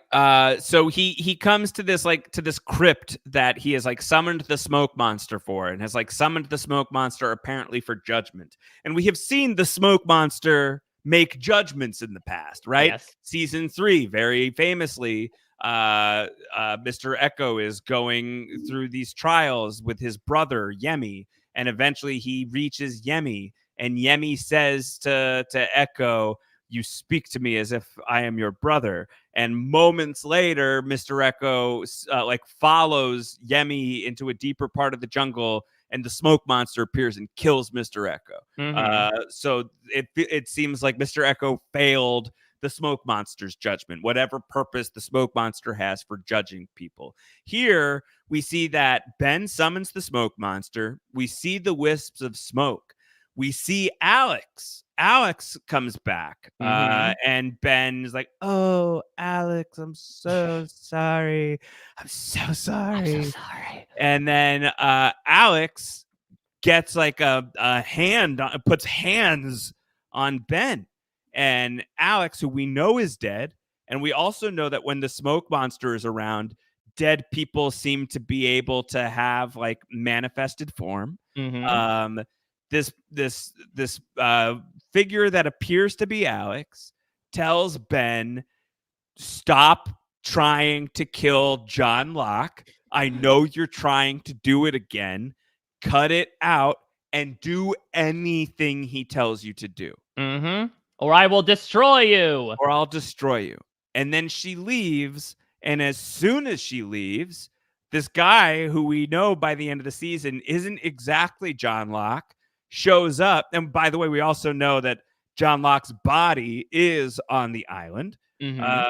So this guy who is not John Locke at the end of this episode looks down at Ben being like, "Hey, you all right down there?" As soon as the smoke monster and Alex are gone. So just laying those things out there. These are all things that are happening on the show that you're watching with your eyes. And it's interesting to, again, have the duality of just a few episodes ago, we watch Ben trick Locke and kill him. You know, it's not exactly a 1-for-1 here, but we'll find out by the end of this that Ben will get tricked to kill somebody else, perhaps at the request of someone that is appearing to be John Locke. Someone had, the smoke monster has told Ben, "Do whatever John Locke says." And as the season goes on, the requests from John Locke will get dark. So these are just interesting things to kind of line up alongside each other. Also, I think that this crypt where Ben has summoned the smoke monster to, is this not also where the smoke monster dragged Montand down into as well? Yes, the team went to this temple as well. So and listen, not to say too much, it will be a location we'll see in season 6 as well. Yeah, they paid a lot of money to build this temple. They're gonna make use of it. Better use it. All right, Some Like It Hoth. One of the best episode titles of Lost. Miles flashback episode. Finally, some Miles backstory, and the big thing with Miles is that his father is Pierre Chang, and he has been, that dude's my dad. He's heard just like shitty stuff about his dad his whole life, that his dad like abandoned them. And season 5 will clearly demonstrate that like that story is not exactly right, that his father tried to save them, and that he was like a pretty loving dad actually when Miles was a little baby. And also we find out that Hurley, since he's back in the 70s, and Hurley does not fully understand how time travel works, which is so funny that he's the one who has to like keep asking like, "Wait, but I can write The Empire Strikes Back." Right. I mean, Hurley has been the audience analog for so long, as well as a fan favorite character. It really shows here when he's asking a lot of questions that we were asking aloud of like, okay, how does this logic work? This is where Hurley and Miles will also connect over their respective powers with the dead. Where like Hurley is able to see them apparently. Miles can only like communicate them non-visually. But basically this episode, I wouldn't call it like necessarily a fluff episode, but like it's a little bit on the lighter side, especially with what's to come, as Hurley is going to try to convince Miles to, try to reconcile his thoughts about his father and have a conversation with him. And we also find out off island how Miles got to the island. He was picked up by this mysterious man named Bram, who will also turn out to be someone that was on 316 alongside Ilana, and basically tries to like extort this group, like, give me $3.2 million. Like, oh yeah, sure, we'll do that. Just give me Benjamin Linus and we'll do that. Yeah. So we get his backstory. We connect Hurley into it a little bit so that he can be somebody who can connect Miles and Dr. Chang a little bit later. And importantly, we also get the return of Daniel Faraday, right, who had been off island basically since the time jump to 1977. Yeah, so he had left. He went back to Ann Arbor, where the Dharma Initiative are based out of, and now he is back for now.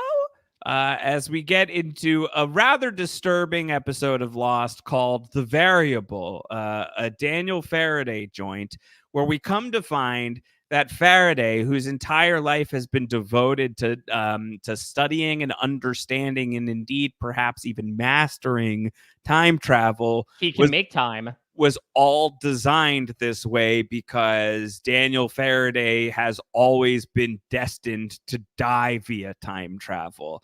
That the circular loop that is happening in this episode is Faraday has returned to the island because he has now theorized that I've spent too much time thinking about the constants and whatever happened, that I haven't taken time to think about the variables and how our own individual desires can change things. And I think that we can actually change things.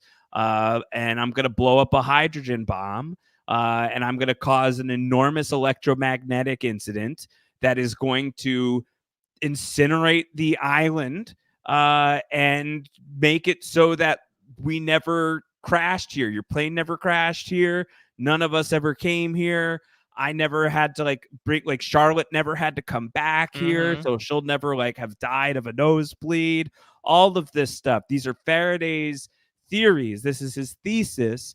And we are also simultaneously with this, getting his life and time stitched together for us of him as a kid with a very austere mother, him as a grad student with a very austere mother, and a woman that will unfortunately become his guinea pig and is rendered in a catatonic state. Right. And so all of these interactions that are really stone cold between him and his mother. He gets a journal from his mother. It's the journal that he will use as his journal moving forward, that he will have on his person in 1977 when he goes into the others' camp to retrieve the nuclear bomb that he has previously told them to bury. Save this for me. I'm going to need it in a few episodes. Here he comes to collect.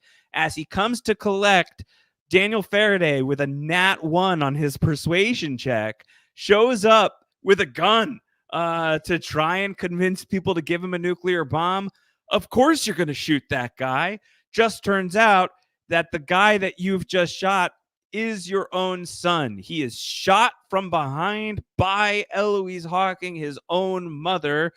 As he's dying, he says, "I'm your son." Daniel Faraday is dead. Young Eloise Hawking is left with this realization of, I just killed a man who has told me is my own son. And the evidence in the notebook will strongly suggest that that's correct, that that's who this man is.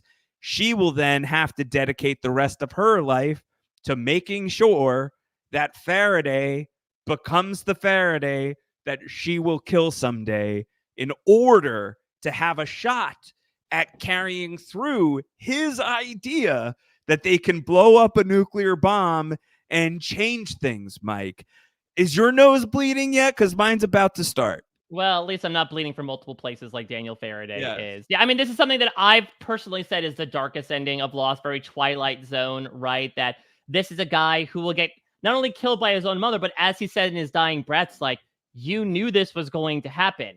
and you sent me here anyway. And yes, on the surface, you've put it as another point in the column of like, Eloise Hawking is the worst mother. But I think you and I have talked about this a bit on Down the Hatch, Josh, about a bit of the tragedy that this character occupies as well. That this is someone who, again, the first time we saw her, she was putting forward this point of whatever happened, happened. You cannot change the past. And she has realized this tragically. And so you look at this episode through a very different lens when you know the ending of, okay, perhaps the reason why she emotionally distanced herself from her son, still not a great thing to do, but was it also to like prevent or mitigate the heartbreak of knowing that she would be leading him to his death? Right. She's not the only one, though. Charles Widmore, his father, is going to be the one to recruit him for the Kahana freighter, someone who is also there and knows what will happen. And so it really does show that The Variable is such a great title because, unfortunately, Daniel Faraday, turns out his whole life is just a piece in everyone else's grander equations. And despite the fact that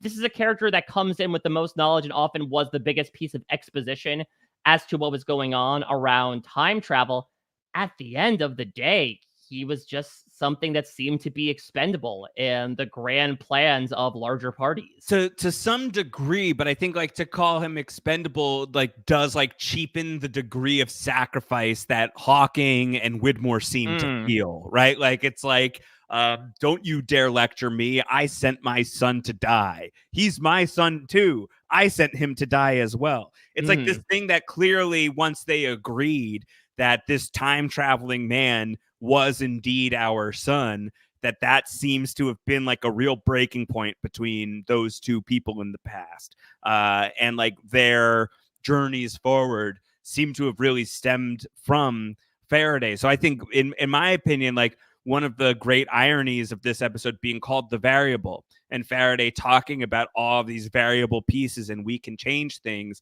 In the end, it turns out that Faraday actually is, I think, a constant. And he is in many ways like a constant for Eloise Hawking and a constant for Widmore, that this sacrifice that the island demanded, to use somebody else's parlance, put them on this journey of like feeling like we need to save the island or we need to like stop this thing from happening.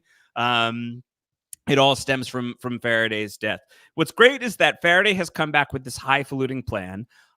Most people think it's insane. Yep. Jack thinks it's great. He's like, I'm in. I'm in. Again, you son of a bitch, I'm in. He's gone full lock at this point. He is ready to believe in these things. And so he is going to be the one, once again, to carry on the legacy of a dead man, to go on with his idea of, okay, this is the plan. Let's get the bomb. Let's detonate it so that the plan lands safely in LA.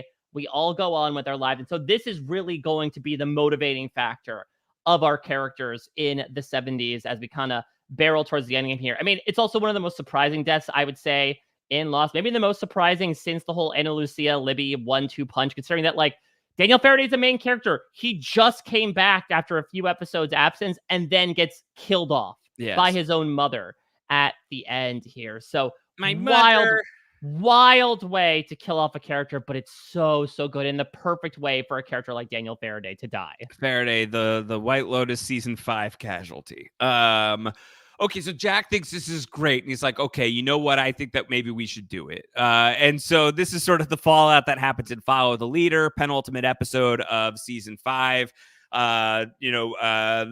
Paradise is over, trouble in paradise. Things are unraveling because just so happens, James LaFleur might be a security chief, but the footage doesn't lie. And there is footage that Sawyer and Kate were responsible for Ben disappearing from the barracks. And so the jig is starting to be up. They are being accosted by the Dharma Initiative. We haven't talked about this character, maybe for good reason, because he's a capital A asshole.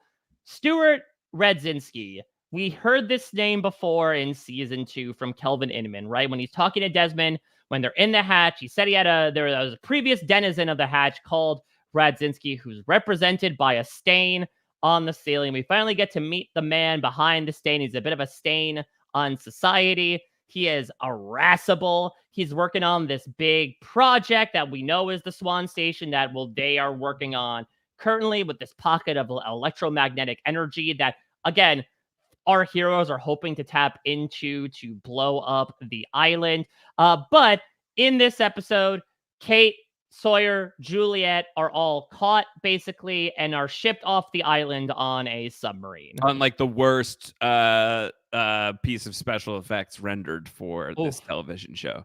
Just like take another look at the submarine, folks. It's so bad. Or don't. As it's descending into the water, it's awful. It's so funny. It's very, very funny.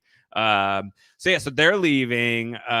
Jack and Saeed are going to meet up and team up to go and take the bomb, right? Right, with Eloise talking and past Richard Alpert. This is technically a Richard Alpert episode because we see him in multiple timelines. We get no personal content from this guy. It's all plot, no character. But I guess he does have the most face time in this episode, so technically it's true. He connects these 2 points in time in the 2007 storyline.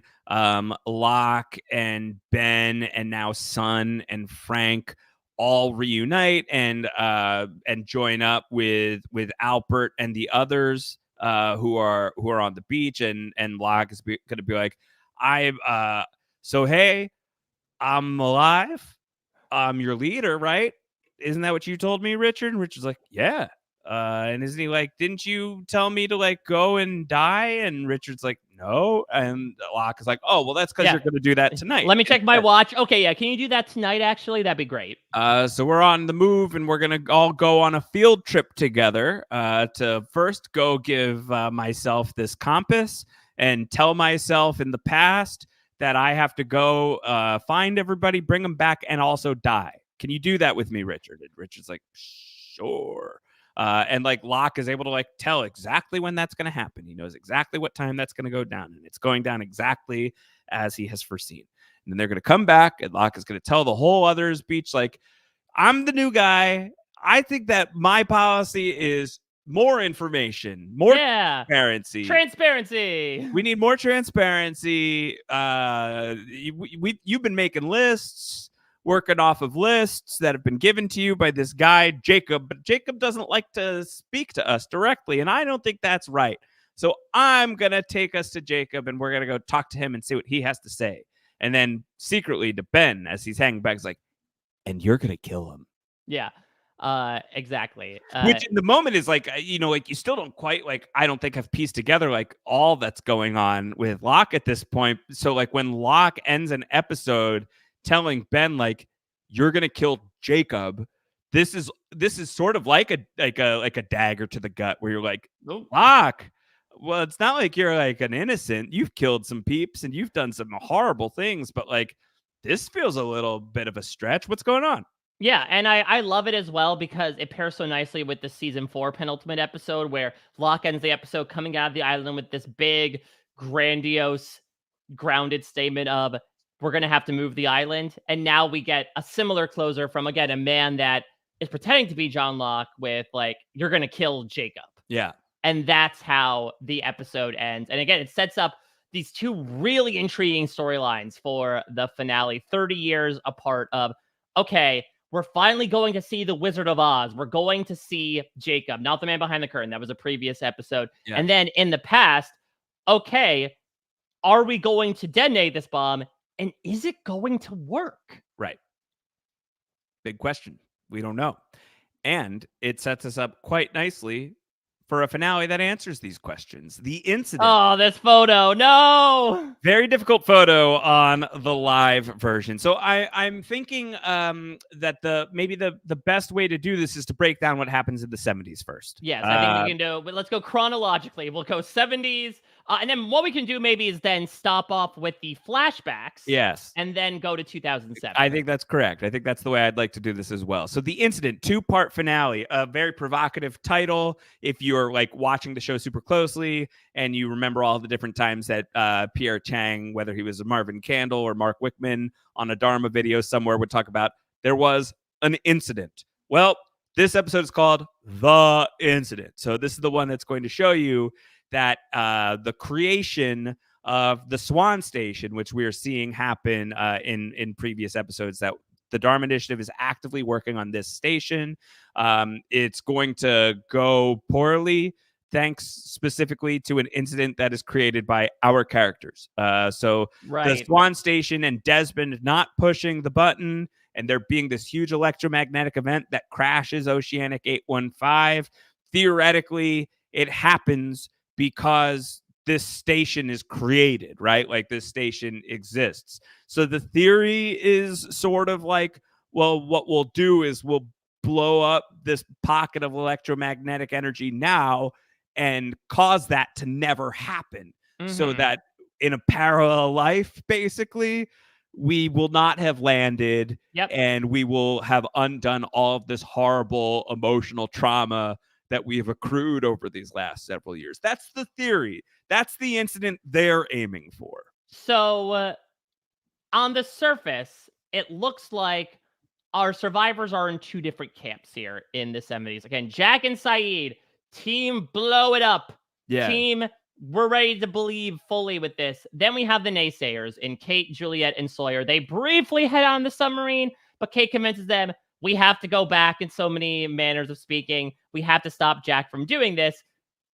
Funny thing about that, once they actually get to the island, to various degrees of reluctance, they agree to help Jack. Yeah, over the course of time, like it takes like getting his ass kicked. Sawyer and Jack have to like get into a fight with each other, which Sawyer is winning, by the way, Yes. for sure. Like Jack can really take the punches, but Sawyer's the better fighter for sure. But Juliet's gonna be like, just let him do it. Like, I saw how you looked at Kate. You still got eyes for Kate. And Sawyer's like, I'm with you. And Juliet's like, I know you would stay with me, but like I know it's Kate that you're after. And Sawyer's like, I don't know, man. Like, I like you both. I don't know what to say. This is awkward now. But eventually, like, everyone again, like Kate will like stop fighting it too. And you know, Jack is going to like intimate that the thing that he like the heartbreak of Kate is the thing that was too much. Right. It's like, it's better to not know you at all than to have gotten to know you, develop these feelings for you, and then like have it fracture so much. Men will detonate a nuclear bomb to avoid going to therapy. Absolutely. I think it's the takeaway. Or at least attempt to. So yeah, so like him and Saeed have smuggled the bomb. Saeed got shot by Roger Linus. Getting some nice deep-seated revenge there. You know, that's probably fair. So Saeed does not look good right now. No, we briefly bring in surprisingly a slim episode for people like Jin and Hurley and Miles, who are really going to be kind of relegated to helping heal Saeed as he's a little worse for wear, but he has been able to get the core out of the nuclear warhead, this nice little handful of a package. And now it is Jack's job to go to the construction site where the Swan is being built, toss it down the hole. That'll hopefully detonate this pocket of electromagnetic activity. Seems like a simple premise. Simple premise, very, very easy to execute. They're going to do it. But instead, what's going to happen is like they've drilled into the pocket of electromagnetic energy and all hell breaks loose and things start getting like centrally gravitatedly pulled into the middle of the electromagnetic energy swarm down into the well. Construction vehicles and chains and such. And oh God, it's Juliet. It's wrapped around her torso. She's being dragged and pulled deeper and deeper down the hatch, and Sawyer's gonna grab. Don't you let go! I love you, James. Gah! She gets pulled under, Mike. Julia gets pulled under, and at the end of the season, the very last thing you see, she's down there. So is the bomb. She's got a rock. Come on, you son of a bitch! Is it 15 times that she hits the thing? I believe lucky number 15, and she smashes it, and we blast white lost in black font. We end the season not knowing if are these people dead? Yep. Did they blow up a nuclear bomb and change did they pull an Erica and change the course of history? Smash that hourglass, baby. Did they smash the hourglass? What happened? And we don't know. We still don't know. The fates of everybody in the 70s totally up in the air by the end of the finale. And theoretically, based on what they do, like if their mission worked, Mike, everything that we're still to talk about here in the finale kind of doesn't even matter. Or it'll just get undone. On the other hand, could it be a self-fulfilling prophecy? And as the title indicates, this is what caused the incident. And if anything, they promoted their fates further by allowing this swan construction to happen. And then Desmond to wind up on the island, miss that one button press, crash the plane, and it all starts over again. We are left in quite the purgatorial state as, again, very different aesthetics, a white background Yep. with Lost behind it. So we shall see what that means. But yeah, it's It would really be tough if everything just got undone and there was still a whole final season. So, like, I think you can yeah. expect there's probably more to come. But very visceral, especially when you have this climactic moment, right, where like Jack throws the core down the well, and then nothing Yeah. happens, and then all of a sudden, like shit goes to hell in a handbasket, where things are flying everywhere. We find out sort of like weak sauce that I guess this is how Pierre Chang lost his arm. It was like crushed underneath something, but yeah, the Juliet Sawyer I'll never let go cliffhanger scene is just Tough. it's grueling to watch, especially considering like the final moments that you saw of them previously Yeah. in the finale, and the look on Sawyer's face as is painful on so many levels as he watches her fall down the well. I mean, I guess the good news was she didn't die No, in she's that down moment. there. She's down there. She gets to hit a nuclear bomb. So, if anything, she might be the hero here who gets to reset everything. Yeah, but it still is a really tough watch. Yes. And that's how we leave our characters in the 70s, is just in the wake of this absolute disaster. And look, Jack, you wanted to be Locke, and what is Locke known for but being incorrect about things involving electromagnetism? So we'll see if how did you go full lock? Or Yeah. did you go half lock? We'll see in season 6. But we're far from finished with the incident because we left Follow the Leader with the indication that Ben was going to be instructed to kill Jacob, the man behind the curtain, who we're not even sure is a real person at this point in Who time. knows if he's even real, man? But it appears he absolutely is a real person because he is the focus of the flashback of the incident. This is a Jacob-centric episode. Actor Mark Pellegrino is playing... Freaking Derwin Spinks himself. Derwin Spinks himself is here to play Jacob, who is a man who lives in a little temple beneath the four-toed statue. Remember that four-toed statue? Turns out it belongs to him. And in fact, was once connected to a much larger statue. And Jacob used to live under the shadow of the statue, is where he lived. And he also had some kind of a frenemy, yeah. Some sort of guy who looks a lot like Detective Bosch. Titus Welliver is here as this man in black who sits down next to Jacob, refuses Jacob's offer of fish. There's a ship off in the distance. The man in black says, "Oh, you brought them here, didn't you? Why? It always ends the same. They come, they fight, they destroy. It always ends the same." And Jacob will tell this man, it only ends once. Everything that happens before then is just progress. And if that sounds like a really annoying thing to hear from someone, imagine being this man in black who turns to Jacob, has heard so many Jacobisms you imagine over the course of time, and says, "Do you know how badly I want to kill you?" And Jacob goes, "Yeah." And he's like a little smug. Yep. And this man in black then says, "Someday, my friend, I'm going to find a loophole." So it sounds like he can't kill him for some reason. But he's looking for a way to do it. And Jacob says, "Well, when you figure it out, I'll be right here." Just so happens, Mike, that in the 2007 storyline, this guy who looks like John Locke is leading Benjamin Linus on a quest to kill Jacob. It looks a lot like a loophole, personally. Those a big lot like eyes a occupying loophole. the O's and loophole. Looks a lot like a loophole to me. So we find out that Jacob has an interest in people, and he's not just going to stay on the island. In fact, it seems like he's going to appear in a lot of our main characters' lives throughout their own respective timelines to have some sort of like touch on them, like some sort of dalliance, some sort of effect. We see, for instance, like Kate tries to shoplift the lunchbox when she's a kid. Jacob will be there.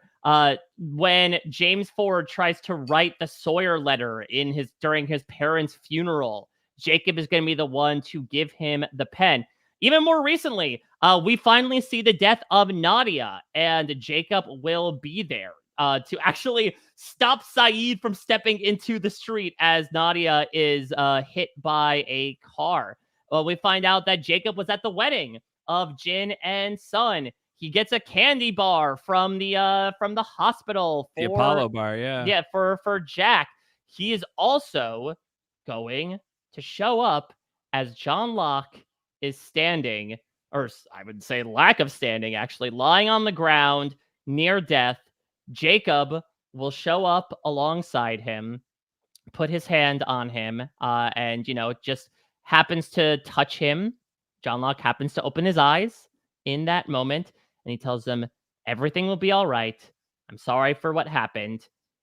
And that is going to really represent, I think, the effect that Jacob has over these people, that he has come into their lives in some way, shape, or form. And it just so happened that these people were brought to the island as a result. Yeah.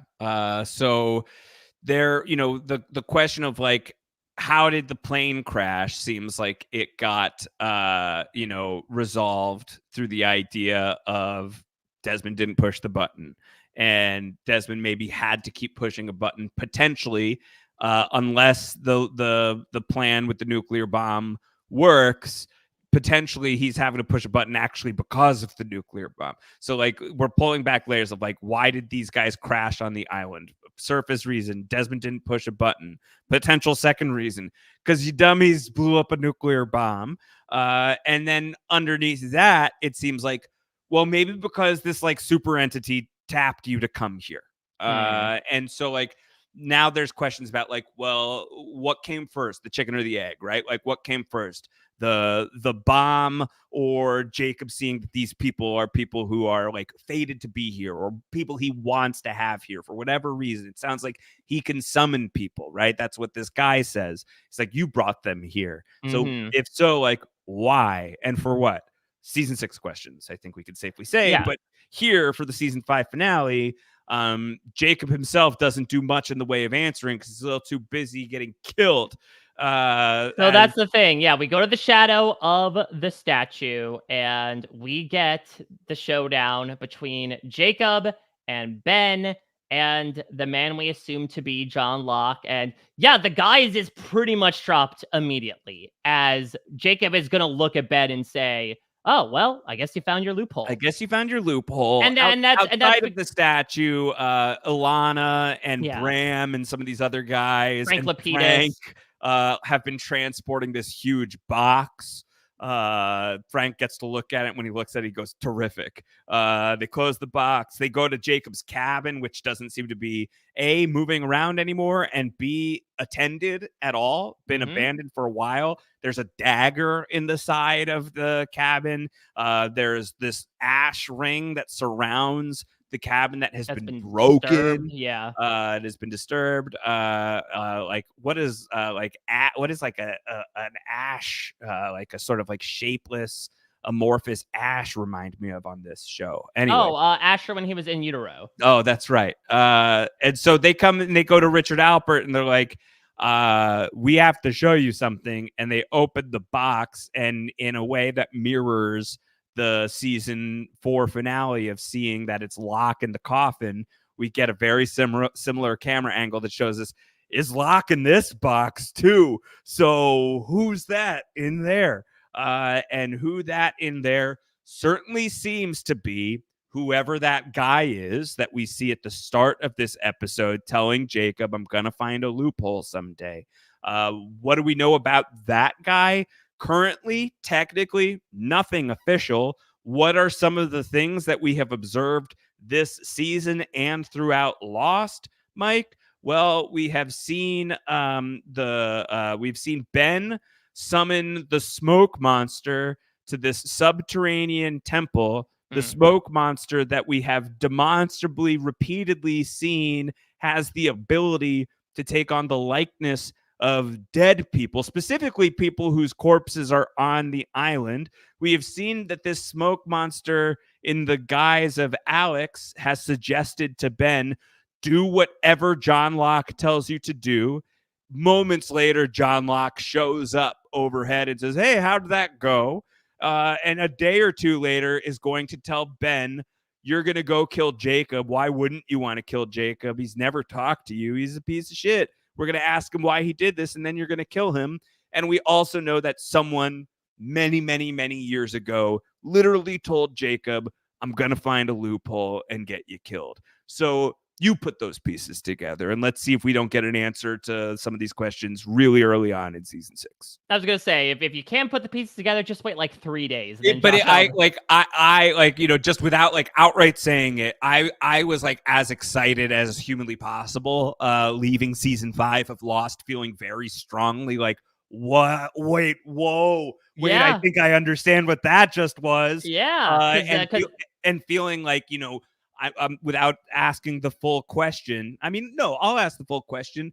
The question that one of the top questions on the board at this point in Lost, heading into the season 5 finale, remains, what is the smoke monster? And we've said a couple of times on these podcasts that one of the best things that this show does is like it answers those questions by like delivering a new version of the question. So, for example, maybe you shouldn't be asking, what is the smoke monster? But who is the smoke monster is an interesting question. So these were things that I was thinking about quite a bit at the end of Lost season 5 when it aired, and got me very amped up for where things could go in the final season. Yes, things are heating up, much like Jacob's body, as no matter who this might be, what this might be, the important character in this is Ben. Ben has finally seen the unseen person that he has been led to follow, right? He has been sort of this acolyte of the others. He's wanted to join them since he was a kid, and he has always followed things at the order of Jacob. Now that he sees him face to face, he's got a lot to say, especially as of late, right? Ben has had his own sort of crisis of faith, of you have neglected my petitions. You have made me do all these things that I don't want to do. What about me? And Jacob, what about you? Yeah, flippantly responds, what about you? And that is all Ben needs to hear. I mean, listen, not the right thing to say. Listen, he's already kind of drawn first blood in a manner of speaking with John Locke. What's another body to add onto the pile, as he will indeed, as fake Locke told him to do, kill Jacob. Yes. And so Jacob will then, obviously recoil to it. He will whisper to this impersonator, they're coming. And the impersonator will respond in kind by just rolling him into the fire. And so much like Daniel Faraday, actually, we are built up to this grand figure of Jacob. We get a little bit of scope as to his involvement maybe in the entire spectrum of Lost. And stunningly, he gets killed. Jacob's dead. This person with Terry O'Quinn's face now looks a whole lot scarier than he did before. At first, you're like, Scary O'Quinn. Is Scary O'Quinn? How did we just get there? It's been 5 years. We finally figured it out. Scary O'Quinn is really good. Yeah, he becomes Scary O'Quinn. And like a couple episodes, like this whole like back half of season 5, you're like, sweet, Locke's alive, and dying did him a lot of good. Like he's got like his groove back. He doesn't seem insecure. He's decisive. He's cool. He's a sharp dressed man. Like all of this looks really good. And then like now you're like, oh wait, I don't think that guy is Locke, and I also think maybe I should be really scared of this guy. So Lost season 5 ends in like some pretty cool ways where like that's happening. But then you also are left wondering, like, is that even going to matter? Because if the folks in the 70s had it their way, if they got it right, then they just deleted the timeline, which should like maybe suggest like, probably there's a wrinkle or two at least in whatever happened next. So whatever happened next is the final season of Lost, which we will tell you should watch in its entirety before the next episode of Down the Hatch, where we will talk about Lost's final season for first timers, at which point you will have watched every single episode of Lost that has ever existed. It is except for those mobisodes. there's some like webisodes that you'll be able to go and seek out. There's an epilogue too that I think you could Google if it's not. Well, we can dote upon it briefly next time. Yeah, we'll certainly tell you what's going on with that. And then we'll be done with Lost. You will be done with Lost, so will we. Again, like if we can manifest an appearance from a certain person who's been watching Lost for the first time, and bring that person onto the podcast at some point down the line, we would be thrilled to do something like that. But barring that, this will be our final Lost podcast before Mike and I continue down the hatch and resume our coverage of Battlestar Galactica, which we have watched and podcasted about all the way from the miniseries through season 2. Mike has never seen it before, so it is a first-time watch-friendly show. I have seen it before, so there's some Easter eggs for you if you've watched the show before, but otherwise it is designed for people who are watching for the first time. So check out BSG if you want to continue down the hatch with Mike and I on the other side of Lost. Make sure to get your feedback in. Down the hatch, rhap@gmail.com. Down the hatch, rhap@gmail.com. You can also subscribe. That's the easiest thing to do. You'll never miss an episode of Down the Hatch when you subscribe to Down the Hatch. And when you subscribe to the whole We Know TV, scripted TV platform, WeKnowScriptedTV.com has all of the information on that. So WeKnowScriptedTV.com. At a Mike Bloom. That's Mike Bloom. Mike Bloom, as we're recording this, you and I are going to get together in just a couple of days, joining you and Liana in the B&B. Yeah, much like the Oceanic 6, you have returned to a metaphoric island here. Josh, you're getting your way back into the regular circuit of Survivor coverage. So we are very thrilled to have you on for the B&B to talk about episode 2 of Survivor 47, which was very messy. Very excited for that. Of course, I'm covering it outright as well for Parade, as well as Big Brother, which is entering its end game, The Challenge. And then over on the scripted side, over here on We Know Scripted TV, of course, every week, Sasha, Joseph, and I are doing TV for real. And Grace Leader and I have just kicked off some coverage of The Penguin, which will actually start airing the way it usually does on HBO on Sunday nights. It'll be back for its second episode this Sunday, and Grace and I will be with you shortly thereafter to recap episode 2. So be sure to check all that out.